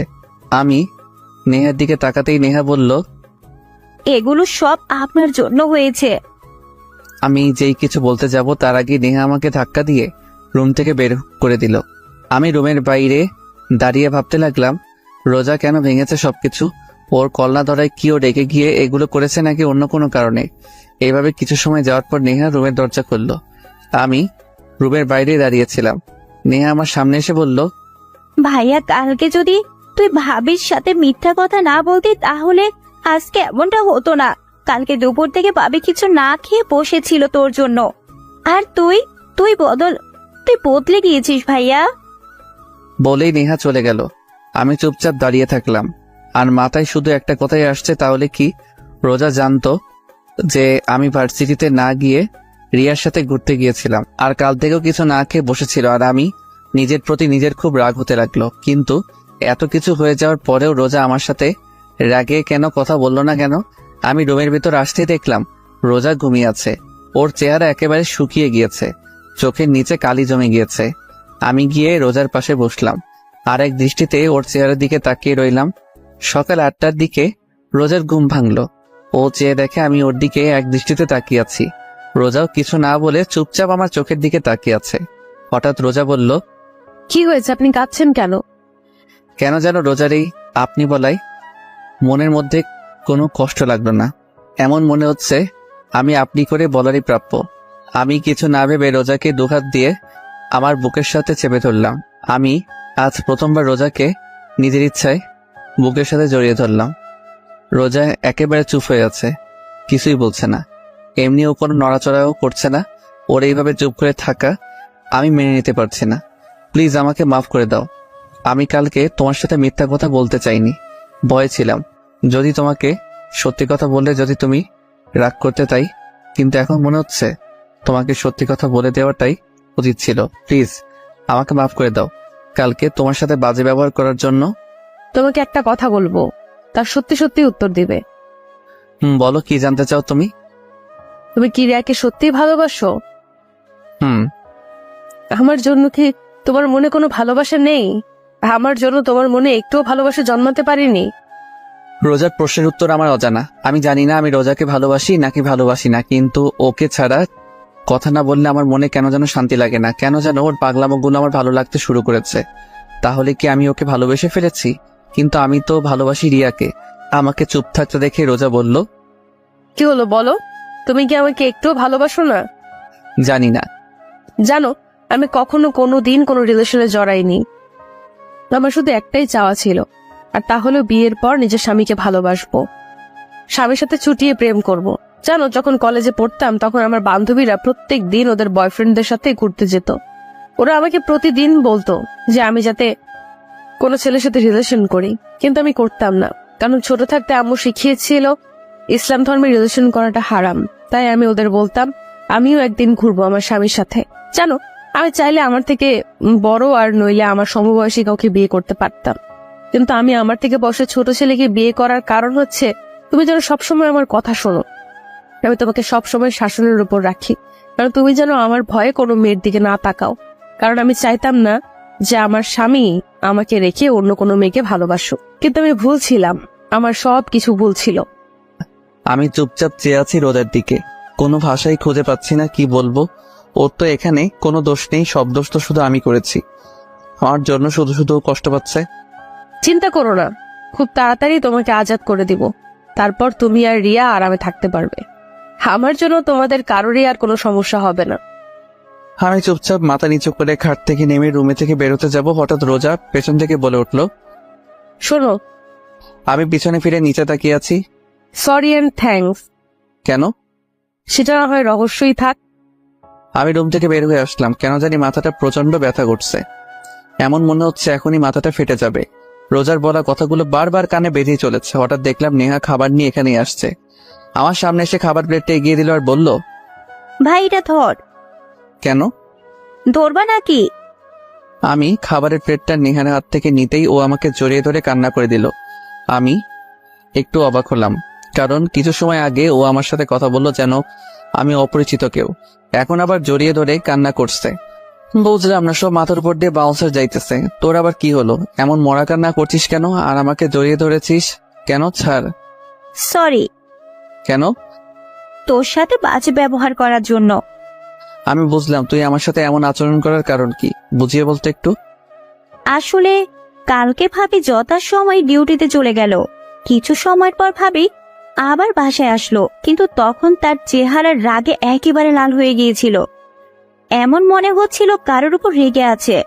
তারপর কাকে যেন মোবাইলে কল করলো, কিন্তু প্রথমবার কল রিসিভ করতে ভাবি রেগে গেল। তারপর আবার কল করলো। কয়েকবার রিং হওয়ার পর সেই ব্যক্তি কল রিসিভ করতে ভাবি রেগে কথা বলল। কিছু সময় পর বুঝতে পারলাম ভাবি তোকে কল করেছে। কিছু সময় পর ভাবি আবার তোকে কল করলো, কিন্তু হঠাৎ কি যেন ভাবি কান্না করতে করতে রুমে চলে গিয়ে ভেতর থেকে দরজা বন্ধ করে দিল। ভাবিকে অনেক ডাক দিলাম, কিন্তু ভাবি দরজা খুললো না। এইটুকু বলেই জোরে জোরে শ্বাস নিতে লাগলো। আবার যেই বলতে যাবে নেহা আমার দিকে তাকিয়ে। আমি রোজার ব্যাপারটা নিয়ে এত বেশি অবাক হইনি, যত বেশি অবাক হয়েছি নেহার কথা বলা দেখে। দু চোখ ড্যাব ড্যাব করে নেহার দিকে তাকিয়ে আছি। নেহা আমাকে এইভাবে ওর দিকে তাকিয়ে থাকতে দেখে ভ্রু কুচকিয়ে আমার দিকে তাকিয়ে বলল, ওই তুই এভাবে কি দেখছিস? বোন তুই ঠিক আছিস তো? কেন, আবার কি হবে? না মানে আমার মনে হচ্ছে তোর জিনের আসর লাগছে, কারণ তুই এত কথা বলা কোথা থেকে শিখেছিস? সব সময় তোর ফাজলামি না করলে ভালো লাগে না। নেহার কথা শুনে জোরে জোরে হাসতে লাগলাম। আমার হাসি দেখে নেহা হেসে উঠল। ভাইয়া, এখন আর বেশি কথা না বলে ভাবির কাছে যা। ঠিক আছে। আর আব্বু আম্মু কি রোজার শরীর ভালো না তা জানে? আব্বু আম্মু তো বাসায় নেই। কেন, কোথায় গিয়েছে? গতকাল সকালে নানিদের বাসায় গিয়েছে, আর আজকে শুক্রবার তাই কালকে চলে আসবে। ও ঠিক আছে, তুই নাস্তা করে নিস। ঠিক আছে। বলেই চলে গেল। আমি আবার ঘুরে রুমের দিকে আসতে লাগলাম। রুমের সামনে এসে দেখলাম রোজা যা যা ভেঙেছিল তা পরিষ্কার করছে। আমি প্লেটটা খাটে রেখে রোজার পিছনে গিয়ে বললাম, কি করছো তুমি? হঠাৎ আমার কথা শুনে রোজা কিছুটা কেঁপে উঠল। রোজা পিছনে তাকিয়ে বলল, কালকে তো এইগুলো আমি ভেঙেছিলাম, তাই পরিষ্কার করছি। তুমি কি আমার সাথে ফাইজলামি করছো? কেন, আমি আবার কি করলাম? কেন তুমি জানো না তোমার শরীর খারাপ? হ্যাঁ, তারপর কেন এগুলো করছো? রোজা মুখের কোণে একটা হাসি রেখা ফুটে উঠল। তাহলে এগুলো করবে কে? সেটা তোমার জানার প্রয়োজন নেই, তাই খাবার খেয়ে নাও। রোজা উঠে চুপচাপ গিয়ে খাটে বসে থাকলো, খাবার না খেয়ে আমার চেহারা দিকে তাকিয়ে আছে। আমি রোজার সামনে গিয়ে বললাম, কি হলো, খাবার খাচ্ছ না কেন? খাবার খেতে মন চাচ্ছে না। সেটা না হয় বুঝলাম, কিন্তু আপনার কেন খেতে মন চাচ্ছে না? জানি না। আমি খাবারের প্লেট হাতে নিয়ে বললাম, ফাইজলামি বাদ দেন, আর এখন চুপচাপ খাবার খাবেন। আমি আর কোনো কথা শুনতে চাই না। আমি রোজাকে খাইয়ে দিচ্ছি আর রোজা চুপচাপ খেয়ে যাচ্ছে। ওর চেহারা দেখে বোঝা যাচ্ছে ও এটাই চাইছিল যে আমি ওকে নিজের হাতে খাইয়ে দেই। ভাইবেন না যে আমি আপনাকে ভালোবাসি তাই খাইয়ে দিচ্ছি। আমি চাই না আমার জন্য কেউ না খেয়ে থাকুক, তাই আপনাকে খাইয়ে দিচ্ছি। রোজা কিছুই বলল না, চুপচাপ খেয়ে যাচ্ছে। রোজাকে খাইয়ে জ্বরের ওষুধ খাইয়ে দিয়ে বিছানায় শুয়ে দিলাম। ও শুধু চুপচাপ দেখে যাচ্ছে। পুরো রুম গোছানো শেষ হলো 12:30টায়। গোসল করে নামাজের জন্য রেডি হয়ে বেরিয়ে পড়লাম। কিছু সময় পর নামাজ পড়ে মসজিদ থেকে বের হয়ে আসলাম। এখন হলো আরেক সমস্যা, মাথা ব্যথা প্রচন্ড বেড়ে গেছে। সারা রাত জেগেছিলাম, আবার সকালে নাস্তাও করিনি, পুরো শরীর ক্লান্ত লাগছে। কোনো রকমে বাসায় আসলাম, কারোর সাথে কোনো কথা না বলে চুপচাপ রুমে এসে শুয়ে পড়লাম। এক ঘুমে বিকাল 5টায় রোজার ডাকে ঘুম ভাঙলো। কি হলো, আর কত ঘুমাবে? ওঠো। আমি উঠে ওয়াশরুমে চলে গেলাম। ফ্রেশ হয়ে এসে আবার বিছানার উপর শুয়ে পড়লাম। কিছুক্ষণ পর রোজা আবার রুমে আসলো খাবার নিয়ে। আমাকে আবার ঘুমিয়ে থাকতে দেখে আবার আমার কাছে এসে বলল, এই কি হলো, আবার ঘুমিয়ে পড়লা কেন? আমি উঠে বসলাম। প্লিজ দেখো, আমার ভালো লাগছে না, মাথা ব্যথা করছে, আমি এখন ঘুমাবো। ঠিক আছে, খাবার খেয়ে ঘুমিয়ে পড়ো। আমার এখন খাবার খাওয়ার মুড নেই, আমি এখন ঘুমাবো। যেই শুতে যাব। ওই তোকে আমি শুতে বলছি? রোজার চিৎকার শুনে আমার ঘুমানোর স্বাদ মিটে গেছে। আমি বসে আছি আর রোজা আমাকে খাইয়ে দিচ্ছে। রোজাকে দেখে এমন মনে হচ্ছে ওর আর আমার মাঝে কিছু হয়নি। ও যেহেতু পারছে স্বাভাবিক থাকার চেষ্টা করছে। কিছু সময় পর এখন ঘুমাতে পারবো। ঘুমাও। তবে একটা কথা ছিল। কি? রিয়া কল করেছিল। কি? ভয় পেও না, আমি রিয়াকে আমাদের ব্যাপারে কিছুই বলিনি। রোজার চোখের জল স্পষ্ট বোঝা যাচ্ছে। ও আর কিছু না বলে দৌড়ে রুম থেকে বেরিয়ে পড়ল। হঠাৎ মোবাইলটা বেজে উঠল। খাটের কর্নার থেকে মোবাইলটা নিয়ে স্ক্রিনে তাকিয়ে দেখি রিয়া কল করেছে। কেন জানি রিয়ার কলটা ধরতে মন চাচ্ছে না। মোবাইলটা অফ করে দিলাম। বাল কনফিউজড হয়ে গেছে, আসলে আমি ভালোবাসি কাকে। ঘুম আর আসলো না। খাট থেকে নেমে বেলকনিতে গিয়ে বসে থাকলাম। রাতে খাবার খেয়ে রুমে বসেছিলাম, তখন রোজা আসলো। কোনো কথা না বলে লাইট অফ করে খাটে এসে আমার বুকের উপর মাথা দিয়ে শুয়ে থাকলো। রোজার এমন কাজে আমি বেশ অবাকই হচ্ছি। হঠাৎ রোজা বলল, একটা প্রশ্ন করি? আমি যখন না থাকবো তখন কি তুমি আমাকে মিস করবা? আমি কিছু বললাম না, চুপচাপ চোখ বন্ধ করে শুয়ে থাকলাম। ঘুমিয়ে পড়েছো? নিশ্চুপ। রোজা শুধু ফুপিয়ে ফুপিয়ে কাঁদতে লাগলো। এক সময় ও কান্না করতে করতে ঘুমিয়ে পড়ল। আমি রোজাকে আমার বুকের সাথে খুব শক্ত করে জড়িয়ে ধরলাম। কেন জানি এই মেয়ের চোখের পানি আমার সহ্য হয় না। জানো রোজা, আমি রিয়ার সাথে 3 বছর ধরে রিলেশনে আছি, কিন্তু আমার কখনো মনে হয়নি যে রিয়া আমাকে আসলেই ভালোবাসে।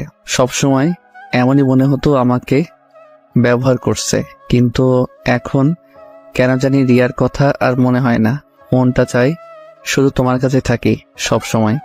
তুমি যখন আশেপাশে না থাকো তখন কেমন যেন নিঃস্ব লাগে।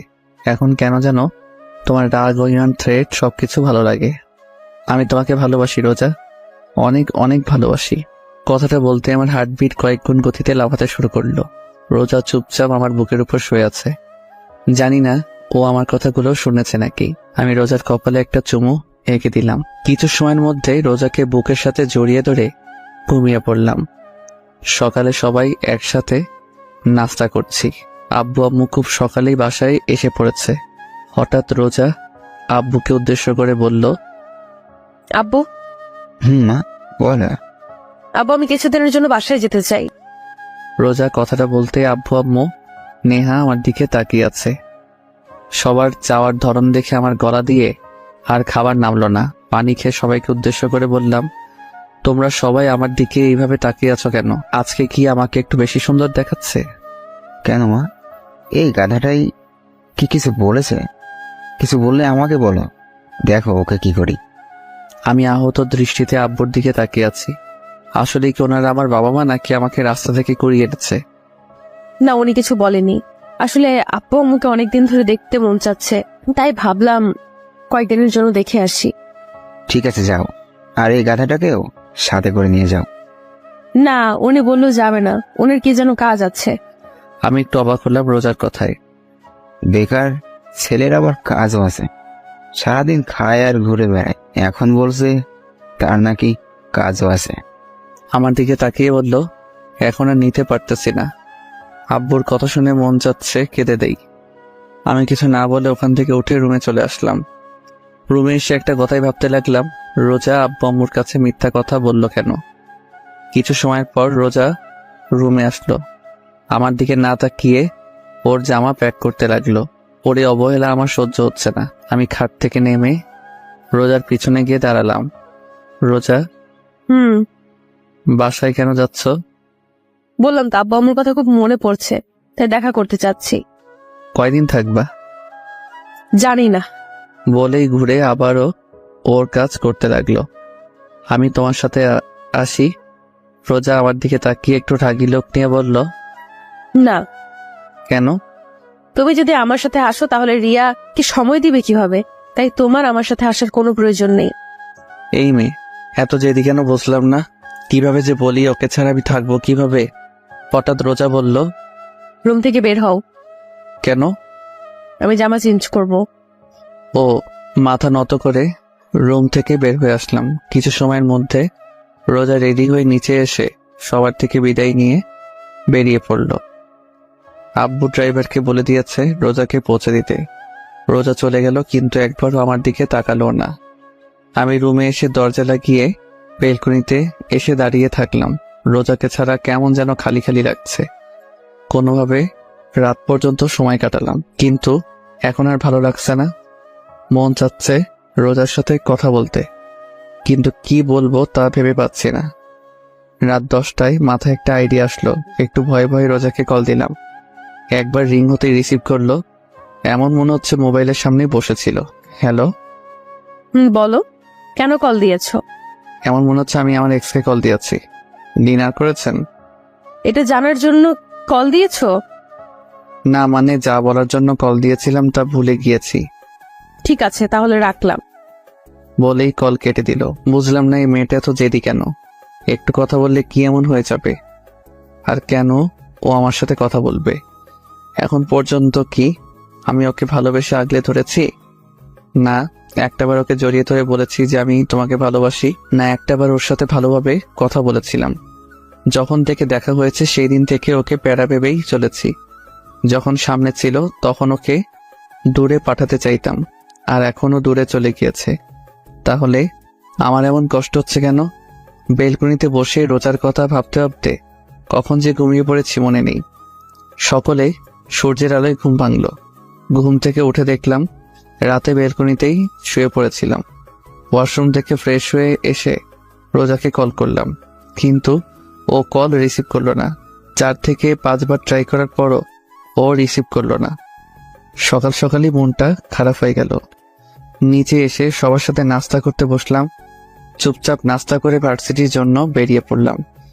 কিছু সময়ের মধ্যে ভার্সিটিতে পৌঁছে গেলাম। ক্লাসরুমে এসে একেবারে লাস্ট বেঞ্চে গিয়ে বসলাম।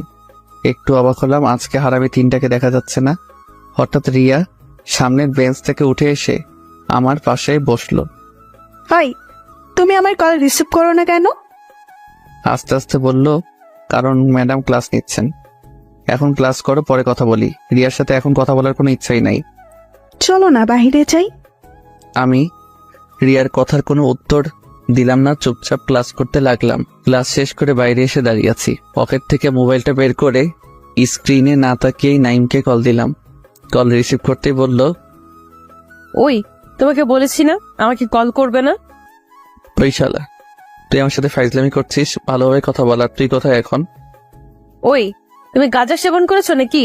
কি আবল তাবল বকছো? কাকে কল দিয়েছো স্ক্রিনে একবার তাকিয়ে দেখেছো?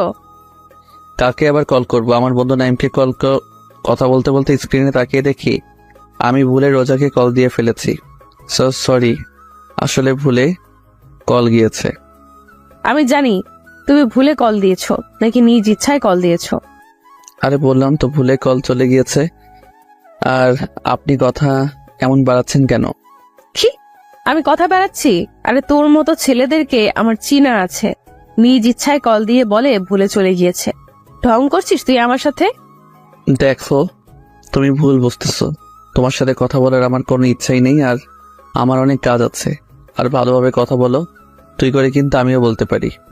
বাহ, বেকার ছেলের আবার কাজও আছে। কলটা কেটে দিলাম। প্রচুর রাগ উঠতেছে। যে কোনোভাবে এই বেকার নামের ট্যাগটা সরাতে হবে। রোজার বলা কথাগুলোই প্রচুর রাগ উঠতেছে। রিয়া পিছন থেকে অনেকবার ডাকতেছিল, কিন্তু ওর সাথে কোনো কথা না বলে ক্যাম্পাস থেকে বের হয়ে আসলাম। এখন উদ্দেশ্য হচ্ছে চৌধুরী ইন্ডাস্ট্রিজ। কিছু সময়ের মধ্যে পৌঁছে গেলাম। কোম্পানির ভিতরে ঢুকে আব্বুর কেবিনের দিকে যাচ্ছি। হঠাৎ আব্বুর পিএ শামসুল হক, বয়স 47 হবে, সামনে এসে বলল, আরে বাবা, কেমন আছো? উনি আমার বড়, তাই স্যার ডাকতে মানা করেছি। তাই উনি আমাকে বাবা বলে ডাকেন। আঙ্কেল, আমি ভালো আছি, আপনি কেমন আছেন? আর আব্বু কি কেবিনে? আমিও ভালো আছি। আর বড় স্যার তো এখন একটা ইম্পর্টেন্ট মিটিং এ আছেন। তুমি কেবিনে বসো, আমি বড় স্যারকে বলছি। আমি ওনার সাথে আর কোনো কথা না বলে মিটিং রুমের দিকে এগোচ্ছি। রুমের দরজা খুলে ভিতরে ঢুকে দেখলাম আব্বু আসলে অনেক ইম্পর্টেন্ট একটা মিটিং করছিল, কারণ অনেক লোক ছিল রুমে। সবাই আমার দিকে তাকিয়ে আছে। আব্বু, তোমার সাথে কথা ছিল। কেবিনে গিয়ে একটু ওয়েট করো, মিটিং শেষ পর্যায়ে। আব্বু, তোমার সাথে জরুরি কথা আছে। আব্বু একটু অবাক হলো, তারপর কিছু না বলে মিটিং রুম থেকে বের হয়ে তার কেবিনে আসলাম। আসতে আব্বু বলল, আপনার চরণ আমার কোম্পানিতে ফেলে। আমার কোম্পানিটা ধন্য হওয়া। তুমি কি আমার সাথে মজা নিচ্ছ? আচ্ছা বলো, কি তোমার এমন জরুরি তলব যার জন্য মিটিং রুম থেকে নিয়ে আসলে? কিছুদিন আগে তুমি আমাকে যে অফারটা দিয়েছিলে সেটা কি এখনো আছে? কোনটার কথা বলতেছ? যেটা এখন তোমার মাথায় চলছে। আমার মাথায় এখন চলছে সেই 6 মাস আগের ঘটনা, যেটা তুমি অফিসের প্রথম দিনেই করেছিলে। 6 মাস আগে আমি কি এমন করেছিলাম? ফ্ল্যাশব্যাক। আমি, নেহার আব্বু আম্মু বসে সকালে নাস্তা করছিলাম। হঠাৎ আব্বু বলল, নীল, আমি খাবার খাওয়া বাদ দিয়ে আব্বুর দিকে তাকিয়ে আছি আর মনে মনে দোয়া করছি, কারণ আব্বু যতদিন আমাকে খাবার টেবিলে ডেকেছে কোনো না কোনো বাস আমি অবশ্যই পেয়েছি। হঠাৎ নেহা আমাকে হালকা ধাক্কা দিয়ে বলল, ওই ভাইয়া, কি ভাবছিস? বেশি কিছু না, আব্বু আমাকে কোন বাস দিবে সেটা পরিকল্পনা করতেছি। কি বললি? না, কিছু না। নীল, আজকে তুমি আমার সাথে অফিসে যাইবা। ও, শুধু আজকেই? এটা কোনো ব্যাপার না। আজকেই না, শুধু প্রত্যেকদিন যেতে হবে। মান্ডাল, আব্বু প্লিজ এই অত্যাচার আমার উপর করো না। এক হলে আমার সাথে অফিসে চলো, আর না হলে আমার বন্ধুর মেয়েকে বিয়ে করো। বলেই আবার খাবার খেতে লাগলো। আমি তো তোমার সব বন্ধুদের চিনি, কিন্তু তাদের কারোর তো কোনো মেয়ে নেই, আর থাকলে তাদের বিয়ে হয়ে গিয়েছে। তুমি আমার এক বন্ধুকে এখন পর্যন্ত দেখোনি, কারণ ওরা এখানে থাকে না। এখন বলো, অত্যাচার সহ্য করবে নাকি বিয়ে করবে? আমি রাজি। কি, তুই বিয়ে করতে রাজি? আরে না, আমি আব্বুর সাথে অফিসে যেতে রাজি। কি আর করার, নাস্তা করে অফিসের জন্য রেডি হয়ে আব্বুর সাথে অফিসে আসতে হলো। অফিসে এসে আব্বু সবার সামনে একটা ঘোষণা করলো যে এখন থেকে এই কোম্পানির সব দায়িত্ব আমার উপর। প্যারা। আব্বু আমাকে আমার কেবিন দেখিয়ে দিল। কেবিনে গিয়ে বসতে না বসতেই দরজায় শামসুল হক নক করলো। স্যার, আসবো? আসেন। শামসুল হক ভিতরে আসতে আব্বু বলল, শামসুল সাহেব, আজ থেকে আপনি আমার ছেলের পিএ। ওকে সবকিছু ভালোভাবে বুঝিয়ে দিবেন। ঠিক আছে স্যার। আব্বু, তুমি কি এখন কোথাও যাবে নাকি? বাসায় যাচ্ছি তোমার আম্মুকে সময় দিতে। আর আমি? তুমি আমার কোম্পানিটা সময় দাও। 3টা ঘন্টা শামসুল হক মানে আমার পিএ আমার মাথা খাইলো। তারপর আমাকে সব বুঝিয়ে দিয়ে উনি চলে গেলেন।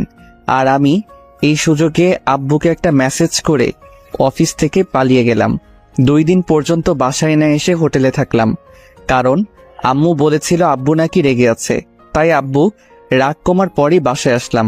ভেবেছিলাম আব্বু হয়তো বিয়ের কথাটা ভুলে গিয়েছে, কিন্তু কিছুদিন আগে আব্বুর কথা মতো আমার বিয়ে করিয়ে দিল তার বন্ধুর মেয়ের সাথে। বর্তমানে এখন খেয়াল হয়েছে আপনার? আপনি কি করছিলেন? ও, ওটা তো ভুলে হয়ে গিয়েছিল। এখন আমি আর সেই ভুল করার আর সুযোগ দিতে চাই না। আব্বু প্লিজ, এখন আমি ভালো হয়ে গিয়েছি, ভালোভাবে সব দায়িত্ব পালন করব। আর ওদিনের জন্য সরি। একবার ভেবে দেখো, এটা কিন্তু অনেক বড় দায়িত্ব। এই বেকার নামের ট্যাগটা সরাতে আমি সব করতে রাজি। ঠিক আছে, তাহলে আমি মিটিংটা শেষ করে শামসুল সাহেবকে তোমার কথা বলে বাসায় চলে যাচ্ছি। ঠিক আছে। আব্বু চলে গেল। কিছু সময় পর শামসুল হক এসে আমাকে আগের মতো সবকিছু বুঝিয়ে দিতে লাগলো। সন্ধ্যা অফিস থেকে বের হলাম। আজকের দিনটা কেমন যেন লাগছে। আজকে থেকে আর কেউ আমাকে বেকার বলবে না, এটা ভেবে এক অন্যরকম ভালো লাগা কাজ করছে। রিকশায় করে বাসায় আসলাম। বাসায় আসতেই কারোর সাথে কোনো কথা না বলে দিলাম এক ঘুম। রাত 10টায় ঘুম থেকে উঠলাম, ফ্রেশ হয়ে নিচে আসলাম। আব্বু আম্মু নেহা কি নিয়ে যেন হাসাহাসি করছিল, কিন্তু আমাকে দেখতেই সবাই চুপ হয়ে গেল। আম্মু উঠে আমার কাছে এসে বলল, বাহ, আমার ছেলেটা এখন বেকার নয়, এত বড় হয়ে গিয়েছে আর আমি বুঝতেই পারলাম না। আম্মু কথাটা বলতেই সবাই আবার হাসতে শুরু করলো। আমার সাথে কি তোমরা মজা নিচ্ছ? হুম। এভাবে এক সপ্তাহ পর আজকে আর অফিসে যেতে মন চাচ্ছে না, কারণ কাল সারা রাত রোজার কথা ভাবতে ভাবতে না ঘুমিয়ে কাটিয়ে দিয়েছি। সেই দিনের পর থেকে রোজার সাথে এখনো পর্যন্ত আমার কোনো যোগাযোগ হয়নি। প্রতিটা মুহূর্তে ওর কথা মনে হয়, কিন্তু কথা বলতে পারি না, কারণ সব দোষ আমার। কিন্তু আব্বু আম্মু রোজার ব্যাপারে কোনো কথা বলছে না, কারণ কি? বেলকনিতে দাঁড়িয়ে এগুলো ভাবছিলাম। হঠাৎ পিছন থেকে নেহা বলল, ভাইয়া নাস্তা করবি না? আম্মু ডাকছে। তুই যা, আমি আসছি। নেহার দিকে ঘুরে বললাম। নেহা আমার সামনে এসে আমাকে জড়িয়ে ধরে বলল, ভাইয়া, তুই কি কোনো ব্যাপার নিয়ে আপসেট? না, কেন, কি হয়েছে? নেহার মাথায় হাত বুলিয়ে বললাম, কিছুদিন ধরে দেখছি তুই কেমন যেন মনমরা হয়ে আছিস। তুই যদি আমার সেদিনের কথার জন্য কষ্ট পেয়ে থাকিস, তাহলে আমাকে মাফ করে দে। ওরে আমার পাগলি বোন রে, আমি কি একবারও বলেছি আমি কোনো ব্যাপার নিয়ে আপসেট? পাগলি, এত বেশি বুঝিস কেন? সত্যি তো তুই কোনো ব্যাপার নিয়ে আপসেট না? না। তাহলে একটা কথা বলি। এতক্ষণ যাবত তো বকবক করেই যাচ্ছিস, এখন একটা কথা বলতে আবার পারমিশন লাগে? আয় না, আজকে বিকেলে কোথাও ঘুরতে যাই। আমি নেহার কথা শুনেও না শোনার ভান করে দৌড়ে রুম থেকে বের হয়ে নিচে চলে আসলাম। আর নেহা আমার পিছন পিছন দৌড়ে চলে আসলো। আব্বু আগেই অফিসে চলে গিয়েছে, তাই আমি, আম্মু আর নেহা একসাথে নাস্তা করছি। নেহা বকবক করেই যাচ্ছে। আম্মু, ওকে কিছু বলো না প্লিজ। আম্মু, ওকে বলো না আমাকে ঘুরতে নিয়ে যেতে। আমাকে তোদের ভাই বোনের ঝগড়ায় জড়াইয়া দিবি না, তোদেরটা তোরাই সমাধান কর। তুই আমার সাথে যাবি কেন? তোর বয়ফ্রেন্ডের সাথে যা। শোন, আমার কোনো বয়ফ্রেন্ড নেই, আর বিয়ের আগে রিলেশন করা হারাম। আর বিয়ের পর আমার স্বামীর সাথে ঘুরবো, তোকে বলবো না। এখন বল, নিয়ে যাবি নাকি? নেহার কথাটা শুনতেই রোজার কথা মনে পড়ে গেল। ও পাগলি মেয়েটাও তো আমাকে প্রত্যেক দিন এই একই কথাই বলতো, কিন্তু আমি তখন ওর কথার কোনো মূল্য দিতাম না। ওই ভাইয়া, কি ভাবছিস? বল না, নিয়ে যাবি নাকি? আচ্ছা ঠিক আছে, নিয়ে যাব। এখন আমার মাথা না খেয়ে খাবার খা। বিকেলে আসর নামাজ আদায় করে বাড়িতে আসলাম। তারপর নেহাকে নিয়ে ঘুরতে বের হলাম। নেহার সাথে ঘুরতে ঘুরতে রাত 8টা বেজে গেল। হঠাৎ নেহা বলল, ভাইয়া, অনেক ক্ষুধা লেগেছে, রেস্টুরেন্টে চল। ঠিক আছে চল। নেহাকে নিয়ে একটা রেস্টুরেন্টে আসলাম। রেস্টুরেন্টে গিয়ে এক টেবিলের দিকে আমার চোখ আটকে গেল, কারণ রিয়া একটা ছেলের সাথে বসে আছে। আমি নেহাকে নিয়ে অন্য পাশ দিয়ে ঘুরে এসে রিয়াদের পিছনে টেবিলে বসলাম। এখান থেকে ওদের কথা স্পষ্ট শোনা যাচ্ছে। আমি নেহাকে বললাম খাবার অর্ডার করতে। হঠাৎ রিয়া যা বলল তার জন্য মোটেও প্রস্তুত ছিলাম না, কারণ পাশের ছেলেটাকে বলল, আবির, তুমি আমাকে কবে বিয়ে করবে? দেখো রিয়া, আমাকে আর কিছুদিন সময় দাও। দেখো আবির, আমাকে ধোকা দিও না, কারণ আমার পেটে আমাদের দুজনের সন্তান আছে। প্লিজ যা করার তাড়াতাড়ি করো। রিয়ার কথা শুনে আমার মাথায় বাজ পড়ল। এই মেয়ের জন্য আমি রোজাকে এখন পর্যন্ত আমার বউ হিসেবে গণ্য করলাম না। ওর জন্য রোজাকে এত ভালোবাসার পরেও ওকে বলতে পারলাম না যে আমি তোমাকে ভালোবাসি। রোজা, মনটা চাচ্ছে এই মেয়েকে কষে কয়টা থাপ্পড় দেই, তারপরেও রাগটাকে চেপে রাখলাম শুধু নেহার জন্য। তারপর খাবার অর্ডার করলাম, আর আমার পেট রিয়ার কথা শুনে বড় হয়ে গিয়েছে। কিছু সময় পর নেহাকে নিয়ে বাসায় চলে আসলাম। বাসায় আসতেই সোজা আমার রুমে চলে আসলাম। মাথা প্রচুর গরম হয়ে আছে। রাগ কমাতে না পেরে সোজা ওয়াশরুমে চলে এসে শাওয়ার ছেড়ে ভিজতে লাগলাম। আধা ঘন্টা যাবৎ ভিজার পরেও মাথা ঠান্ডা হচ্ছে না। আর রাগ কন্ট্রোল করতে না পেরে সোজা দেয়ালে 4-5টা ঘুষি মারলাম। হাতের প্রচন্ড ব্যথায় মাথা কিছুটা ঠান্ডা হয়েছে। ঘন্টাখানেক ভিজার পরে ওয়াশরুম থেকে বের হয়ে আসলাম। বাম হাতটা প্রচন্ড ব্যথা করছে, কিন্তু মনের কষ্টের কাছে এই হাতের ব্যথা কিছুই না। হঠাৎ মনে হলো আমি তো পকেট থেকে মোবাইল, মানিব্যাগ কিছুই বের করিনি। মাথাটা আবার নষ্ট হয়ে গেল। প্রচুর জিদ নিয়ে পকেট থেকে মোবাইলটা বের করলাম। মোবাইলটা হাতে নিয়ে দেখি একেবারে ভিজে গিয়েছে। মনে আল্লাহর নাম নিতে নিতে পাওয়ার বাটনে ক্লিক করতে দেখলাম মোবাইলে এখনো পর্যন্ত বেঁচে আছে। মানে মোবাইলে ওয়াটারপ্রুফ ছিল, তাই কিছু হয়নি। জামা কাপড় চেঞ্জ করে মোবাইলটা হাতে নিয়ে রোজাকে কল করলাম, কিন্তু আমার যে সুন্দর ভাগ্য, মন চাচ্ছে মোবাইলটাকে সুন্দরভাবে শরীরের প্রচন্ড শক্তি দিয়ে ফ্লোরে এমনভাবে ছুঁড়ে মারি যেন শালাই টুকরো টুকরো হয়ে যায়। কিন্তু কি করবো, এটা রোজার দেয়া প্রথম গিফট। এত বড় কোম্পানির মালিক, অথচ আমার মোবাইলে ব্যালেন্স শেষ। এক বালতি কষ্ট নিয়ে নেহার রুমে আসলাম। নেহা, তোর মোবাইলটা একটু দে তো। কেন? একটু দরকার আছে। নেহা আর কোনো কথা না বলে মোবাইলটা আমার দিকে বাড়িয়ে দিল। রোজার নাম্বারে 5-6 বার কল করলাম, কিন্তু ওর মোবাইল বন্ধ বলছে। শেষমেশ আর কোনো উপায় না পেয়ে আব্বু আম্মুর রুমে চলে এলাম। আম্মু, আসবো? আমি বলেছি না আমাদের রুমে আসতে পারমিশন নেওয়ার প্রয়োজন নেই। আচ্ছা, সরি। তো নবজাদা কি বলার জন্য আমাদের কাছে এসেছেন? আব্বু, আমি কালকে রোজাদের বাসায় যেতে চাই। আব্বু আম্মু চোখ বড় বড় করে আমার দিকে তাকিয়ে আছে। কি হলো, তোমরা এইভাবে তাকিয়ে আছো কেন? আব্বু আম্মু একসাথে বলল, না কিছু না। ঠিক আছে। একটা প্রবলেম আছে। কি প্রবলেম? আমি তো রোজাদের বাসা চিনি না। ও ঠিক আছে, আমি তোমাকে অ্যাড্রেস সেন্ড করে দিব। ঠিক আছে। আব্বু আম্মু রুম থেকে বের হয়ে রুমে চলে আসলাম। মাথাটা প্রচন্ড ব্যথা করছিল, তাই ঘুমিয়ে পড়লাম। সকালে ঘুম থেকে উঠে বাম হাতের দিকে তাকিয়ে দেখলাম হাতটা কিছুটা ফুলে গিয়েছে। তারপর ব্যথাটাকে হজম করে নিয়ে ফ্রেশ হয়ে নাস্তা করে সবার সাথে বিদায় নিয়ে রওনা দিলাম নারায়ণগঞ্জ টু খুলনার উদ্দেশ্যে। সকাল 11টা, ড্রাইভ করছিলাম। হঠাৎ মোবাইলে রিয়ার কল আসলো। প্রচুর বিরক্তি নিয়ে ওর কলটা কেটে দিলাম। এক এক করে 6 বার কল করলো, আর 6 বারই আমি ওর কলটা কেটে দিলাম। হঠাৎ আবার ও কল দিল। এবার ওর কলটা রিসিভ করলাম। রিসিভ করতে রিয়া বলল, হ্যালো, শোনো, প্লিজ কল কেটে দিও না। প্লিজ আমার কথাটা একবার শোনো। বলো। নীল, কালকে আমি তোমাকে রেস্টুরেন্টে দেখেছিলাম, আর এটাও জানি তুমি আমার আর আবিরের সব কথা শুনেছ। আমি তোমাকে একটা কথা বলতে চাই। আমি তোমাকে আসলেই অনেক ভালোবাসতাম, কিন্তু 1 বছর আগে আমার বোনের বিয়েতে আবিরের সাথে আমার প্রথম দেখা হয়। তারপর ওর সাথে কথা বলতে বলতে ওকে অনেক ভালোবেসে ফেলি। কাল রাতে আবির ওর বাবা মা আর আমার বাবা মার সাথে আমাদের সম্পর্কের কথা বলে, আর তারা রাজি হয়ে যায় আমার আর আবিরের বিয়ের জন্য। আর কিছুদিন পরে আমাদের বিয়ে। প্লিজ নীল, আমাকে মাফ করে দাও, আমাকে ভুলে যাও। আমি জানি তুমি আমাকে অনেক রিয়া, 1 মাস আগে আমার বিয়ে হয়ে গিয়েছে। আমার কথা শুনতে রিয়া একদম চুপ হয়ে গেল, কোনো আওয়াজ হচ্ছে না। আমি আর কিছু না বলে কলটা কেটে দিলাম। প্রায় 10 ঘন্টা জার্নি করে অবশেষে খুলনা পৌঁছালাম।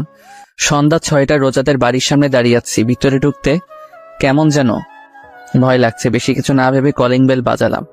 কিছু সময় পর রোজা এসে দরজা খুলে দিল। রোজা আমাকে দেখতেই ভূত দেখার মতো চমকে উঠলো, আর আমি রোজাকে দেখে একটু অবাক হলাম, কারণ ওর চেহারা একেবারে শুকিয়ে আছে। কি হলো, এমন ভাবে তাকিয়ে আছো কেন? তুই এখানে কেন? আমি এখানে কেন মানে? রোজা যেই কিছু বলতে যাবে তার আগে ভিতর থেকে রোজার আব্বু বলে উঠলো, রোজা মা, কে এসেছে? রোজা কিছু বলতে যাবে তার আগে আমি রোজাকে পাশ কাটিয়ে ভিতরে চলে আসলাম, কারণ রোজা হয়তো এই জন্মে আমাকে বাসার ভিতরে ঢুকতে দিবে না। রোজা আমার পিছন পিছন আসছে আর আমার 14 গোষ্ঠী উদ্ধার করছে। হলরুমে এসে দেখলাম রোজার আব্বু আম্মু সোফায় বসে আছে। রোজার বাবা আমাকে দেখতেই বলল, আরে বাবা নীল, কেমন আছো? আসসালামু আলাইকুম আঙ্কেল আন্টি, আমি ভালো আছি, আপনারা কেমন আছেন? ওয়ালাইকুম সালাম, আমরা ভালো আছি। তো আমার মেয়েটাকে এতদিন আগে পাঠিয়ে দিয়ে তুমি এত লেট করে আসলে কেন? সরি আন্টি, আসলে একটু কাজ ছিল, তাই আসতে একটু দেরি হয়ে গিয়েছে। আরে ছেলেটা মাত্র আসলো, ওকে একটু রেস্ট করতে দাও। ঠিক আছে রোজা মা, যা নীলকে রুমে নিয়ে যা। রোজা আমার পিছনে দাঁড়িয়েছিল। পিছনে ঘুরে রোজার দিকে তাকিয়ে আমি ভয় পেয়ে গেলাম, কারণ ও ভুরু কুচকিয়ে আমার দিকে তাকিয়ে আছে। ওর আম্মুর কথা শুনতে আমার কাছে এসে রাগী লোক নিয়ে বলল, ঠিক আছে আম্মু, আমার পেছন পেছন আসেন। রোজা সামনে সামনে হাঁটতে লাগলো, আর আমি ওর পিছন পিছন আল্লাহর নাম নিয়ে হাঁটতে লাগলাম। না জানি এই মেয়ে আমার কি অবস্থা করে। কিছু সময় পর রোজা একটা রুমের ভিতর ঢুকলো। আমি রুমের ভিতরে ঢুকতেই রোজা আমাকে ধাক্কা মেরে ফ্লোরে ফেলে দিল। ও মাগো, চিৎকার করতেও দিল না, তার আগেই ও আমার মুখ চেপে ধরে বলতে লাগলো, চুপ, একদম চুপ, চিৎকার দিবি না, চিৎকার করলে একেবারে মেরে ফেলবো। একেবারে রেগে গিয়ে ওর চোখ লাল বর্ণ ধারণ করেছে। আর এই দিকে আমার অবস্থা গলাকাটা মুরগির মতো। ফ্লোরে পড়ার সময় আমার বাম হাত কোমরের নিচে ছিল, আর ফ্লোরে পড়তে অবস্থা টাইট। হঠাৎ রোজা খেয়াল করলো আমার চোখ দিয়ে পানি পড়ছে। তারপরেও আমাকে না ছেড়ে আমার বুকের উপর বসে দুহাত দিয়ে আমার গলা টিপে ধরলো। আমি না পারতেছি বলতে আর না পারতেছি সহ্য করতে। হঠাৎ রোজা বলতে লাগলো, তুই এখানে কেন এসেছিস? তোর সাথে আমার আর কোনো সম্পর্ক নেই। তুই এক্ষুনি এই বাসা থেকে বের হয়ে যাবি, না হলে তোকে একেবারে মেরে ফেলবো। যা তোর প্রেমিকার কাছে যা। এখানে এসেছিস কেন? কথাগুলো বলতে বলতে রোজা নিজেই কেঁদে ফেললো। রোজার অবস্থা থেকে বুঝতে পারলাম ও প্রচুর অভিমান করেছে, সাথে রেগেও আছে। ও এখন পর্যন্ত আমার গলায় টিপ দিয়ে রাখছে। এখন আমার দম প্রায় বন্ধ হয়ে আসছে। হঠাৎ রোজা আমাকে ছেড়ে দিয়ে আমার উপর থেকে উঠে বেলকনিতে চলে গেল। হয়তো ও ওর চোখের পানি লুকানোর চেষ্টা করছে। রোজা আমাকে ছাড়তে আমি গলা ধরে কাশতে লাগলাম, আর হাতের ব্যথা বলার মতো না। কিছু সময় পর আমি উঠে বেলকনির দিকে আসলাম। বেলকনিতে আসতে দেখলাম ও ফ্লোরে বসে কান্না করছে। আমি রোজার কাঁধে হাত রাখতেই ও কিছুটা কেঁপে উঠল। সরি, জানি একটা সরিতে তো আর সবকিছু ঠিক হয়ে যাবে না, তারপরে বললাম, তোর শরীর খেতায় আগুন, হাত সরা আমার শরীর থেকে। রোজা উঠে ওর রুম থেকে বাইরে চলে গেল। বুঝতে পারলাম ও প্রচুর পরিমাণে অভিমান করে আছে। এত সহজে ওর এই অভিমান ভাঙা সম্ভব না। আমি বেলকনিতে না থেকে রুমে আসলাম। এতক্ষণ যাবৎ আমি রোজার রুমে ভালোভাবে তাকাইনি। রোজার রুমটা দেখে বেশ অবাক হলাম।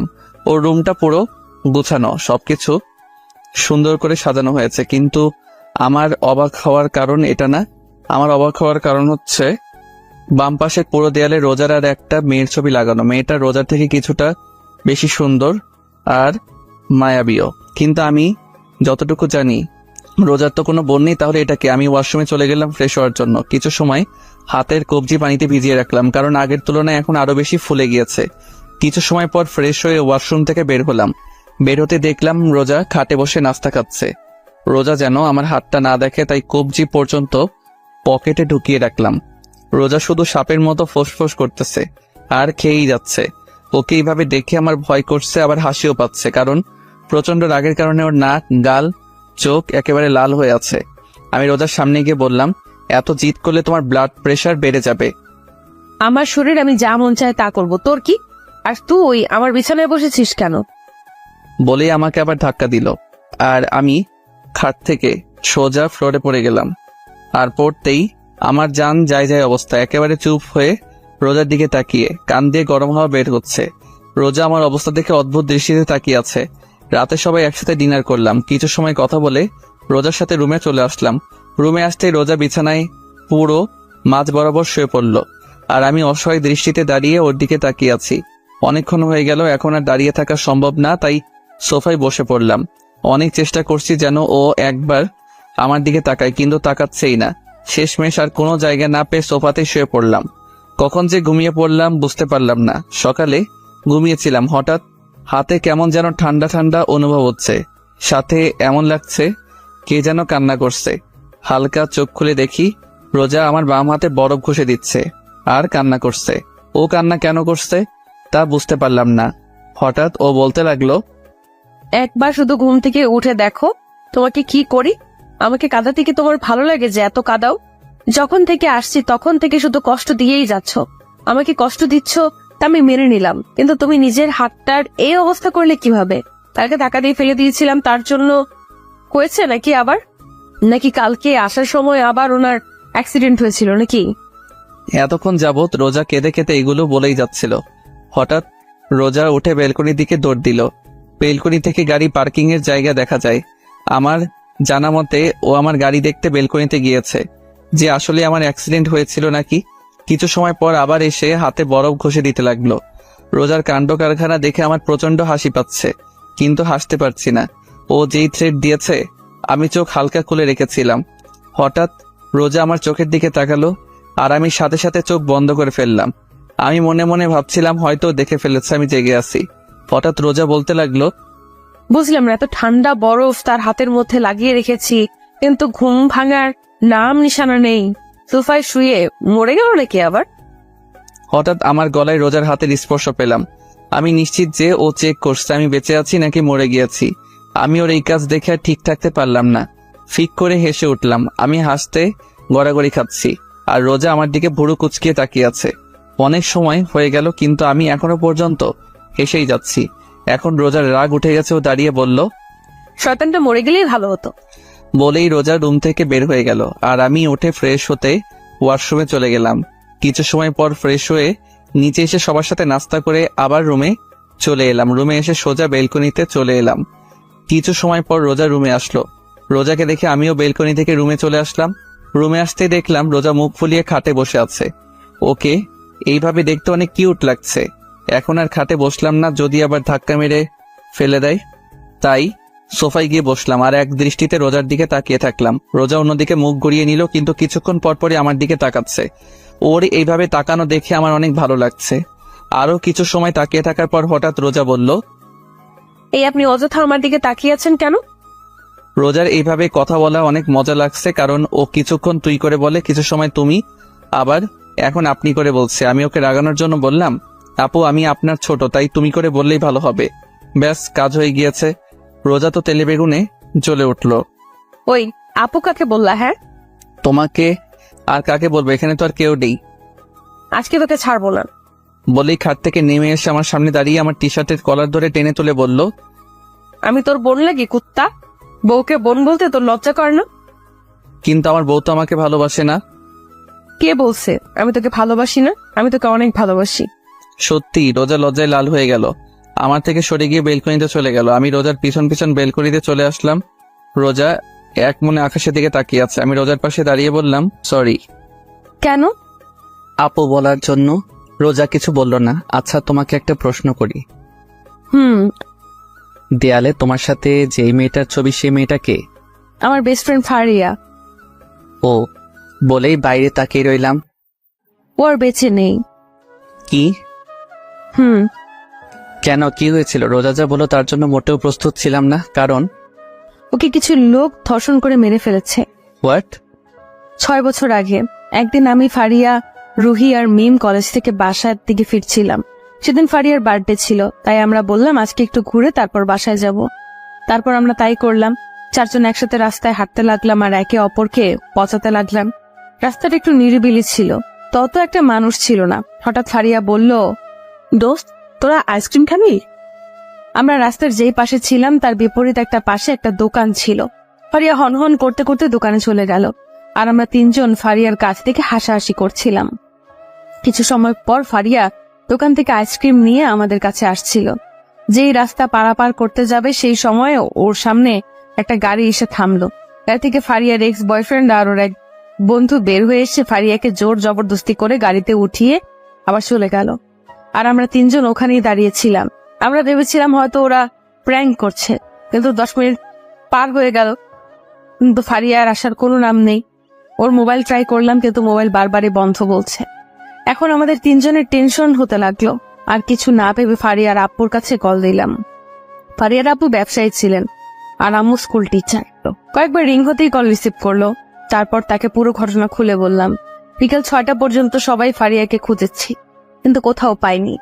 আর কোনো উপায় না পেয়ে আমার আব্বু, ফারিয়ার আব্বু আর ফারিয়ার মামা পুলিশের কাছে অভিযোগ করলো। পুরো 2 দিন পুলিশ ফারিয়াকে খুঁজেছে, কিন্তু তারাও পেল না। অবশেষে ফারিয়ার ছবি পত্রিকায় দেওয়া হলো। 3য় দিন সকাল 10টা বাজে আমরা সবাই ফারিয়াদের বাসায় ছিলাম। হঠাৎ ফারিয়ার আব্বুর মোবাইলে একটা কল আসলো, কিন্তু কেন জানি কল রিসিভ করার কিছু সময় পরে তিনি অজ্ঞান হয়ে পড়লেন। সবাই ফারিয়ার আব্বুকে ধরে রুমে নিয়ে গেল। আর এইদিকে আব্বু যেই কলটা আসছিল সেই নাম্বারে আবার কল দিল। আব্বু কিছু সময় কথা বলল, সবে আব্বুর থেকে জিজ্ঞেস করলে আব্বু বলে রাস্তার আবর্জনার পাশে পুলিশ একটা মেয়ের লাশ পেয়েছে। এটা ফারিয়া নাকি চেক করার জন্য যেতে বলেছে। কথাটা শুনতেই আমাদের সবার কলিজাটা কেঁপে উঠল। পুরো বাড়িতে আবার কান্নার রোল পড়ে গেল। কিছু সময়ের মধ্যেই আমরা সেই জায়গায় পৌঁছে গেলাম। পুলিশ বলল রাস্তার একজন লোক আবর্জনা পরিষ্কার করছিলেন, তখন তিনি দেখলেন একটা মেয়ে উলঙ্গ অবস্থায় একপাশে পড়েছিল। তারপর একজন লেডি কনস্টেবল পুলিশ আমাদের লাশের সামনে নিয়ে গেলেন। যখন লাশের শরীরের উপর থেকে কাপড় সরানো হলো তা দেখে আমার শরীরের পশম দাঁড়িয়ে গেল। একেবারে বাকরুদ্ধ হয়ে মাটিতে বসে পড়লাম। চোখ দিয়ে পানি পড়েই যাচ্ছে। ওর এক চোখ ফেটে গিয়েছে, ঠোঁট থেকে গাল পর্যন্ত চামড়া ছিঁড়ে ফেলেছে। পুরো চেহারায় ও হাজারো হাজারো মারের ছাপ স্পষ্ট দেখা যাচ্ছে। ওকে এমন ভাবে অত্যাচার করেছে যে ওর চেহারা ততটা চেনাই যাচ্ছিল না। পুরো শরীর জখম হয়েছিল, এমন মনে হচ্ছিল কলিজার উপর কেউ পাড়া দিয়ে ধরেছে। তারপর লাশটাকে পোস্টমর্টমের জন্য পাঠানো হলো। আর এইদিকে সবাই শকে চলে গেল ফারিয়ার এই অবস্থা দেখে। ফারিয়ার বাবা মা জিন্দা লাশের মতো চুপ করেছিল। তারপর ওকে কবর দেওয়া হলো, কিন্তু ওর বাবা মা ওকে শেষবারের মতো দেখার সুযোগ পাননি। 1 মাস পর্যন্ত পুলিশ আসামিদের খোঁজ করলেন, কিন্তু আসামি পলাতক থাকায় তারা খুঁজে পাননি। তারা খোঁজ না চালিয়ে কেস ক্লোজ করে দিল। কিন্তু এটা ফারিয়ার বাবা মা মেনে নিতে পারল না। তারা পুলিশের পা পর্যন্ত ধরেছিল যেন ধর্ষণকারীদের শাস্তি হয়, কিন্তু পুলিশ কিছু করলেন না। তাহলে কি ওর দর্শনকারীদের কি কোনো শাস্তি হয়নি? রোজা চুপ হয়ে মাটিতে বসে কাঁদছে। আমি রোজার দুবাহু খুব শক্ত করে চেপে ধরে ওকে ধাক্কা দিয়ে বললাম, কি হলো, কথা বলছো না কেন? ওই শোরের বাচ্চাদের কি কোনো শাস্তি হয়নি? না, তখন ওদের কোনো শাস্তি হয়নি। আমি রোজার সামনে থেকে উঠে ছাদে চলে আসলাম। প্রচুর রাগ উঠতেছে। একটা মেয়েকে এমন নির্মমভাবে ধর্ষণ করে হত্যা করার পরেও দর্শকদের কোনো বিচার হলো না। রোজার বলা কথাগুলো ভাবতে লাগলাম। হঠাৎ আমি দাঁড়িয়ে গেলাম। ঠোঁটের কোণে একটা হাসির রেখা ফুটে উঠেছে, কারণ রোজা বলল তখন তারা তাদের পাপের কোনো শাস্তি পায়নি, তার মানে এখন পেয়েছে। কিন্তু শাস্তি কে দিয়েছে, কবে দিয়েছে এবং কিভাবে দিয়েছে, এমন হাজারো কথা মনে চলছিল। আর এই সব কথার উত্তর একজনই দিতে পারবে। আমি দৌড়ে ছাদ থেকে রুমে চলে আসলাম। রুমে আসতে দেখলাম রোজা চুপচাপ দাঁড়িয়ে দেয়ালে ওর আর ফারিয়ার ছবিটার দিকে তাকিয়ে আছে। আমি রোজার সামনে গিয়ে ওর হাত ধরে টেনে এনে খাটে বসালাম। ও চুপচাপ আমার দিকে তাকিয়ে আছে। আমি ওর সামনে ফ্লোরে হাঁটু গেড়ে বসে বললাম, তুমি বলছো তখন ওরা ওদের পাপের শাস্তি পায়নি, তার মানে কি এখন পেয়েছে? রোজা মাথা দুলিয়ে হ্যাঁ বলল। কিভাবে পেয়েছে আর কে দিয়েছে? 4 বছর পর খুলনা সোনাডাঙ্গা মডেল পুলিশ স্টেশনের ওসি পদে নিয়োগ হলাম। তারপর ফারিয়ার রেপ কেস রিওপেন করলাম। দীর্ঘ 1 বছর আসামিদের খোঁজার পর অবশেষে ওদের দিনাজপুরে খুঁজে পেলাম। তারপর ওদের সেখান থেকে নিয়ে এসে ফারিয়াদের গেস্ট হাউসে রাখলাম। আর এই সব কিছুতে সাহায্য করেছে আমার 4 জন ফ্রেন্ড। আসামি ছিল 3 জন। ওদের 2 ঘন্টা যাবৎ 3rd ডিগ্রি টর্চার করার পরই ওরা সত্য কথা বলে দিয়েছিল যে ওরা 2 দিন একটানা ফারিয়াকে ধর্ষণ করেছিল।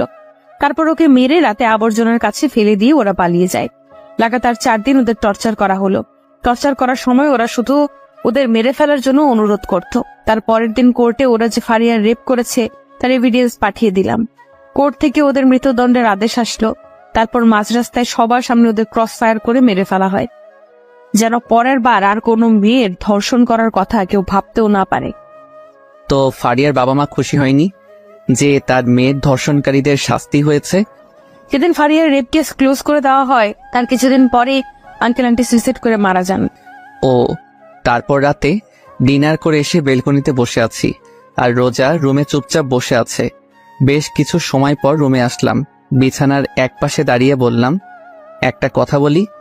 কি? আজকে বিছানায় শুই প্লিজ। না, বিছানায় জায়গা নেই, তুমি সোফায় গিয়ে ঘুমাও। প্লিজ, সোফায় শুইতে ভালো লাগে না, প্লিজ আজকে বিছানায় শুই। ওহো, আপনার বিছানায় ঘুমানোর কোনো প্রয়োজন নেই, এখন আপনি আসতে পারেন, আমার অনেক ঘুম পেয়েছে। বলেই রোজা শুয়ে পড়ল। বুঝলাম না এই মেয়ে এত জেদি কেন। একরাশ হতাশা নিয়ে সোফায় শুয়ে পড়লাম। অনেকক্ষণ যাবৎ ঘুমানোর চেষ্টা করছি, কিন্তু ঘুম আসছেই না। হঠাৎ রোজা বলল, কেউ যদি চায় বিছানায় এসে ঘুমাতে পারে, আমি কিছু মনে করব না। আমি শুনেও চুপচাপ চোখ বন্ধ করে শুয়ে আছি। কি হলো, কথা কানে যায়নি? বললাম কেউ যদি চায় বিছানায় এসে ঘুমাতে পারে। এইবার গলার আওয়াজটা শুনে মনে হচ্ছে ও হালকা রেগে গেছে। তারপরেও আমি চুপ করে রইলাম। হঠাৎ এমন মনে হলো কেউ আমার সামনে সাপের মতো ফোঁসফোঁস করছে। এক চোখ খুলে দেখি রোজা আমার সামনে দাঁড়িয়ে ফোঁসফোঁস করছে। আমি ভয়ে চোখ বন্ধ করে রাখলাম। কি হলো, আপনি কি শোনেননি?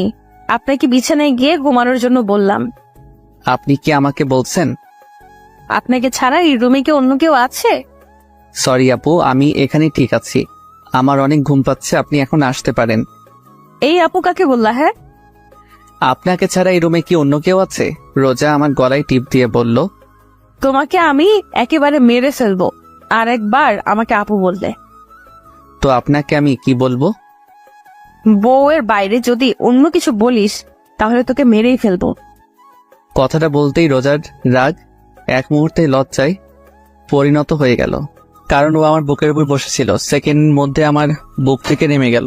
বিছানায় গিয়ে ইন্ডিয়ার পাকিস্তানের বর্ডার বানিয়ে শুয়ে পড়ল। আমার দিকে আর একবারও তাকাইনি। আমি সোফা থেকে নেমে রোজার পাশে গিয়ে শুয়ে পড়লাম। আজকে প্রথমবার রোজা আমার আর ওর মাঝে বালিশ রেখেছে। কি আর করার, ঘুমিয়ে পড়লাম। সকালে বুকের উপর কিছু একটা অনুভব করছি। চোখ খুলে দেখি রোজা আগের মতো আমার বুকের উপর মাথা রেখে শুয়ে আছে। ওর চেহারার ওপর থেকে চুলগুলো সরিয়ে দিলাম। খুব মায়াবী লাগছে ওর চেহারার। আজকে অনেকদিন পর ও আবার আমার বুকের উপর মাথা রেখেছে। মন চাচ্ছে ওকে খুব শক্ত করে জড়িয়ে ধরতে। ঘড়ির দিকে তাকিয়ে দেখি মাত্র 6টা বাজে। বেশি কিছু না ভেবে রোজাকে শক্ত করে জড়িয়ে ধরলাম। জড়িয়ে ধরতেই রোজা বলল, কি মেরে ফেলার প্ল্যান আছে নাকি? তুমি জেগেছিলে? আর এত শক্ত করে কেউ কাউকে জড়িয়ে ধরে? মরে যাবো তো। আমার বউ, আমি যা মনে চাই তা করব, আপনার কি? আমার বউ মানে? কাল রাতে না বললেন বউ বলতে, তাই বললাম। তার মানে তুই আমার কথাই বলেছিস? আমি ভেবেছিলাম তুই আমাকে ভালোবেসে বলেছিস। কুত্তা, ছাড় আমাকে, আমার শরীরে টাচ করবি না। আমি তো রিয়াকে ভালোবাসি, আপনাকে ভালোবাসতে যাব কেন? রোজা উঠে ওয়াশরুমে চলে গেল। কিছু সময় পর ওয়াশরুম থেকে কান্নার আওয়াজ আসতে লাগলো। যেটা ভেবেছিলাম সেটিই হয়েছে। আচ্ছা, এই মাইয়ার কি কমন সেন্স নেই? আমি যদি রিয়াকে ভালোবাসতাম তাহলে এখন রিয়ার সাথে থাকতাম। আমি এখানে ওর সাথে কেন থাকতাম? এখন কাঁদতে কাঁদতে বাড়িঘর ভাসিয়ে ফেলবে। সবাই একসাথে বসে নাস্তা করছিলাম। হঠাৎ আমি বললাম, আঙ্কেল, একটা কথা বলার ছিল। বাবা বলো, কি বলবা? আঙ্কেল, বাসা থেকে কল আসছিল, অফিসে নাকি একটু সমস্যা হয়েছে, তাই আজকে বাসার উদ্দেশ্যে রওনা দিতে হবে। আমার কথা শুনতেই রোজা চোখ বড় বড় করে আমার দিকে তাকিয়ে আছে। এই কি বাবা, কিছুদিন হলো এলে আর এখনই চলে যেতে চাচ্ছ? না মানে আন্টি, অনেকদিন হলো আসছি, অনেক কাজ পড়ে আছে। আবার রোজার ও তো অনেকদিন হলো চাকরি থেকে ছুটি নিয়েছে। তা ঠিক আছে, তাই বলে আজকে চলে যেতে হবে? জি আঙ্কেল। আচ্ছা ঠিক আছে। সবার সাথে নাস্তা শেষ করে রুমে আসলাম। রোজা আমার পিছে পিছে রুমে আসতেই দরজা লাগিয়ে দিয়ে বলল, এই তুমি নিচে আব্বুকে কি বললা? কেন, তুমি শোনোনি? শুনছি তো। আর আমি তোমার সাথে কোথাও যাব না। কোথাও যাবে না মানে? সবসময় কি বাপের বাড়িতে থাকবে নাকি? তাহলে আমি কই থাকবো? আপনার বিয়ে হয়েছে, আপনি কি ভুলে গিয়েছেন? আমার বিয়ে হয়েছে, তাহলে আমার স্বামীকে? ওর এই অদ্ভুত প্রশ্ন শুনে মন চাচ্ছে নিজের হাত দিয়ে নিজের মাথার চুল ছিঁড়ে ফেলি। আমি কে? মানুষ। দেখো, আমার সাথে মজা করা বন্ধ করো প্লিজ। আর দেরি হয়ে যাচ্ছে, তাড়াতাড়ি জামা কাপড় গুছিয়ে নাও। আচ্ছা, মজা করা বাদ দিলাম, কিন্তু একটা কথার জবাব চাই। কি? তুমি কি আমাকে ভালোবাসো? সত্যি করে বলবো? না, মিথ্যা করে বলো। আসলে আজকে রিয়ার সাথে আমার বিয়ে, তো বাসর ঘর সাজানোর মতো কোনো মানুষ পাই নাই, তাই তোমাকে সাথে করে নিয়ে যাচ্ছি যেন তুমি আমাদের বাসর ঘরটা সুন্দর করে সাজিয়ে দিতে পারো। ওর সাথে মজা করে বললাম, কিন্তু এখন দেখি এই মাইয়া তেলে বেগুনে জ্বলে উঠছে। কি বললি? আরেকবার বলতো। দেখ আজকে তোর অবস্থা আমি কি করি। রোজা আমাকে ধাক্কা মেরে খাটের উপর ফেলে দিয়ে বুকের উপর বসে শুরু করলো এলোপাতাড়ি। কুত্তা, লাল বান্দর, ব্যাং, শয়তান, আর বলবি ওই ডাইনির নাম? আরে এত মারলে বলবো কেমনে? ছাড় আমার হাত, তোকে আজ মেরেই ফেলবো। তুই ওই মেয়ের সাথে বাসর করবি, তাই না? আমার কি দোষ? তুমি তো বললা মিথ্যা কথা বলতে। আমি তাই বলে তুই এই কথা বলবি? কিছু না বলে রোজাকে টান মেরে আমার বুকের উপর থেকে সরিয়ে বিছানায় শুয়ে দিলাম। ও যেই উঠতে যাবে তার আগেই ওর দুবাহু ধরে ওকে বিছানার সাথে চেপে ধরলাম। আমাকে ধরে রেখেছেন কেন? যান আপনার ওই প্রেমিকার কাছে যান। আমি তো আমার প্রেমিকার কাছেই আছি। রোজার মুখের একেবারে সামনে মুখ নিয়ে বললাম, মানে? আরে গাদিমাইয়া, আমি তোমাকে ভালোবাসি, অনেক অনেক ভালোবাসি, নিজের জীবন থেকে বেশি ভালোবাসি। রোজার কপালে চুমু এঁকে দিয়ে বললাম, কচু বাসো, আজ পর্যন্ত তো একদিনও বললে না ভালোবাসি।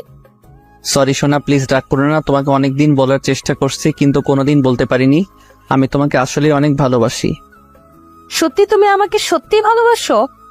রোজাকে কিছু বলতে না দিয়ে আমাদের দুজনের ঠোঁটটা এক করে দিলাম, না হলে প্রশ্ন করতে করতে আমার মাথা খাইতো। তারপর রেডি হয়ে নিচে নামলাম, সবার কাছ থেকে বিদায় নিয়ে রওনা দিলাম ঢাকার উদ্দেশ্যে। আমি গাড়ি ড্রাইভ করছি আর রোজা আমার পাশে বসে বাইরের দিকে তাকিয়ে আছে।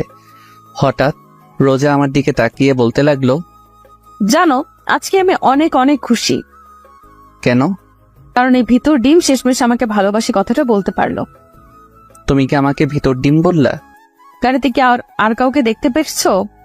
আমি কিছুই বললাম না, চুপচাপ ড্রাইভ করতে লাগলাম। আমার বাবুটা কি রাগ করেছে? আমি কোনো কথা বলছি না। রোজা ওর জায়গা থেকে উঠে আমার গালে চুমু দিয়ে বলল, কথা বলো, না হলে কিন্তু কেঁদে ফেলবো। এইটাই তো পারো, কিছু হইলেই ভ্যাঁ ভ্যাঁ করে নাকের পানি চোখের পানি এক করে দাও। ওকে রাগানোর জন্য বললাম। রোজা বন্দুক বের করে বাম হাতে রেখে বলল, বুঝলাম না, এই মায়া কি সবসময় বন্দুক সাথে করে নিয়ে ঘুরে নাকি? কি যেন বললাম, আমি শুনতে পাইনি, আরেকবার বলো তো। কই না তো, কিছু বলিনি। না মানে আমার মনে হলো কিছু বলছো। সারা রাস্তা এইভাবে খুনসুটি ঝগড়া করতে করতে পার করে দিলাম। বাসায় পৌঁছাতে পৌঁছাতে রাত হয়ে গেল। ফ্রেশ হয়ে ডিনার করলাম, তারপর সবার সাথে কিছুক্ষণ কথা বলে রুমে এসে পড়লাম ঘুমানোর জন্য। আগের মতো আজকে রোজা আমার বুকের উপর মাথা রেখে একে অপরকে জড়িয়ে ধরে ঘুমিয়ে পড়লাম। কিছুদিন পর বাসায় এক পার্টির আয়োজন করা হয়। পার্টিটা ছিল সবাইকে জানানোর জন্য যে রোজা হচ্ছে চৌধুরী বাড়ির বউ। কথাটা শুনে সবাই খুশি হয়, সাথে কিছু মানুষ অবাকও হয়। আর তারা হচ্ছে আমার প্রিয় হারামি বন্ধুরা আর রিয়া আর ওর হাজবেন্ড। কিছুদিন পর রাতে রোজা আর আমি বেলকনিতে বসেছিলাম। হঠাৎ রোজা আমার কাঁধের উপর মাথা রেখে বলল, শোনো, বলো, কি বলবে? ভাবতেছি পুলিশের চাকরি ছেড়ে দেব। কেন? তোমার সাথে তো ঘুরতে পারি না, চাকরি ছেড়ে দিয়ে সারাদিন তোমার সাথে ঘুরবো, মজা করব, প্রেম করব। মায়ের একটাও মাটিতে পড়বে না যদি চাকরি ছেড়ে দেওয়ার কথা আরেকবার বলো। কেন? তুমি আমাকে ভালোবাসো নাকি পুলিশের চাকরিকে? আমি তোমাকে সব থেকে বেশি ভালোবাসি, কিন্তু একটা কথা আছে। রোজা মাথা ঘুরিয়ে আমার দিকে তাকিয়ে বলল, কি? আমি রোজার কানে কানে বললাম, পুলিশ হওয়া আমার ছোটবেলার শখ ছিল। তাই? এইভাবে চলছিল আমাদের সংসার। 7 বছর পরে আজকে অফিস থেকে একটু তাড়াতাড়ি আসলাম। বাসায় আসতেই আমার মেয়ে দাদির কোল থেকে নেমে আব্বু আব্বু বলতে বলতে আমার উপর ঝাঁপিয়ে পড়ল। রোজা একটা প্রিন্সেস জন্ম দিয়েছে। কোলে তুলে গালে চুমু দিয়ে বললাম, আমার প্রিন্সেসটা আজকে সারাদিন কি কি করেছে? কথা বলে, আগে আমার চকলেট দাও। আমি পকেট থেকে একটা চকলেট বের করে নীলার হাতে দিলাম। আমার মেয়ে চকলেট পেয়ে আমার পুরো চেহারা আদর করে বলে দিল, পুরো রোজার মতো হয়েছে। আমি নীলাকে নিয়ে রুমে এসে ওকে খাটে বসিয়ে বললাম, আম্মু তুমি বসে চকলেট খাও, আমি একটু ফ্রেশ হয়ে আসি। ঠিক আছে। নীলাকে খাটে বসিয়ে ফ্রেশ হতে গেলাম। অল্প কিছু সময়ের মধ্যে ফ্রেশ হয়ে ওয়াশরুম থেকে বের হয়ে এসে দেখি নীলা চকলেট খেতে খেতে 2 গালে মেখে ফেলেছে। আমি খাটে শুয়ে নীলাকে আমার বুকের উপর বসিয়ে বললাম, প্রিন্সেস, আজকে তোমার আম্মুর আসতে একটু লেট করছে না? এক জায়গা দিয়ে ভালোই হয়েছে। এখন তোমার আম্মু থাকলে আমার সাথে ঝগড়া করতো, কারণ তোমার আম্মুর জন্য চকলেট আনি নাই। নীলা হাসতে লাগলাম। আসলেই রোজা যদি জানতে পারে তাহলে আমাকে এই ডায়লগে দিত। দুজনেই হাসতে লাগলাম। হঠাৎ সাপের মতো ফোঁসফোঁস আওয়াজ হতে লাগলো। আমরা দুজনে হাসি বন্ধ করে দরজার দিকে তাকিয়ে দেখি রোজা দাঁড়িয়ে আছে আর সাপের মতো ফোঁসফোঁস করছে। নীলা চুপচাপ আমার কোল থেকে নেমে রোজার কাছে গেল। রোজা ওকে কোলে তুলে নিয়ে ওর গালে চুমু দিয়ে বলল, আম্মু তোমার আব্বু কি আমার ব্যাপারে নিয়ে কথা বলছিল? নীলা মাথা দুলিয়ে হ্যাঁ বলল। আচ্ছা ঠিক আছে, তুমি নিচে দাদুর সাথে খেলা করো, যাও। নীলা কোল থেকে নেমে আমার দিকে তাকিয়ে একটা হাসি দিয়ে দৌড়ে রুম থেকে বের হয়ে গেল। রোজা দরজা লাগিয়ে আমার সামনে এসে বলল, কি বলছিল আমার নামে? কই কিছুই বলি নাই। আমি কিন্তু শুনেছি। সরি সোনা, আজকে তোমার জন্য চকলেট আনি নাই। সমস্যা নাই, 20টা কিস করলেই হয়ে যাবে। এর কম করলে হয় না? ওহো, একটাও কম না। সমস্যা নেই, আমি রাজি আছি। রোজাকে কোলে তুলে বিছানায় শুয়ে দিয়ে ওকে আদর করতে করতে হারিয়ে গেলাম ভালোবাসার মায়াজালে।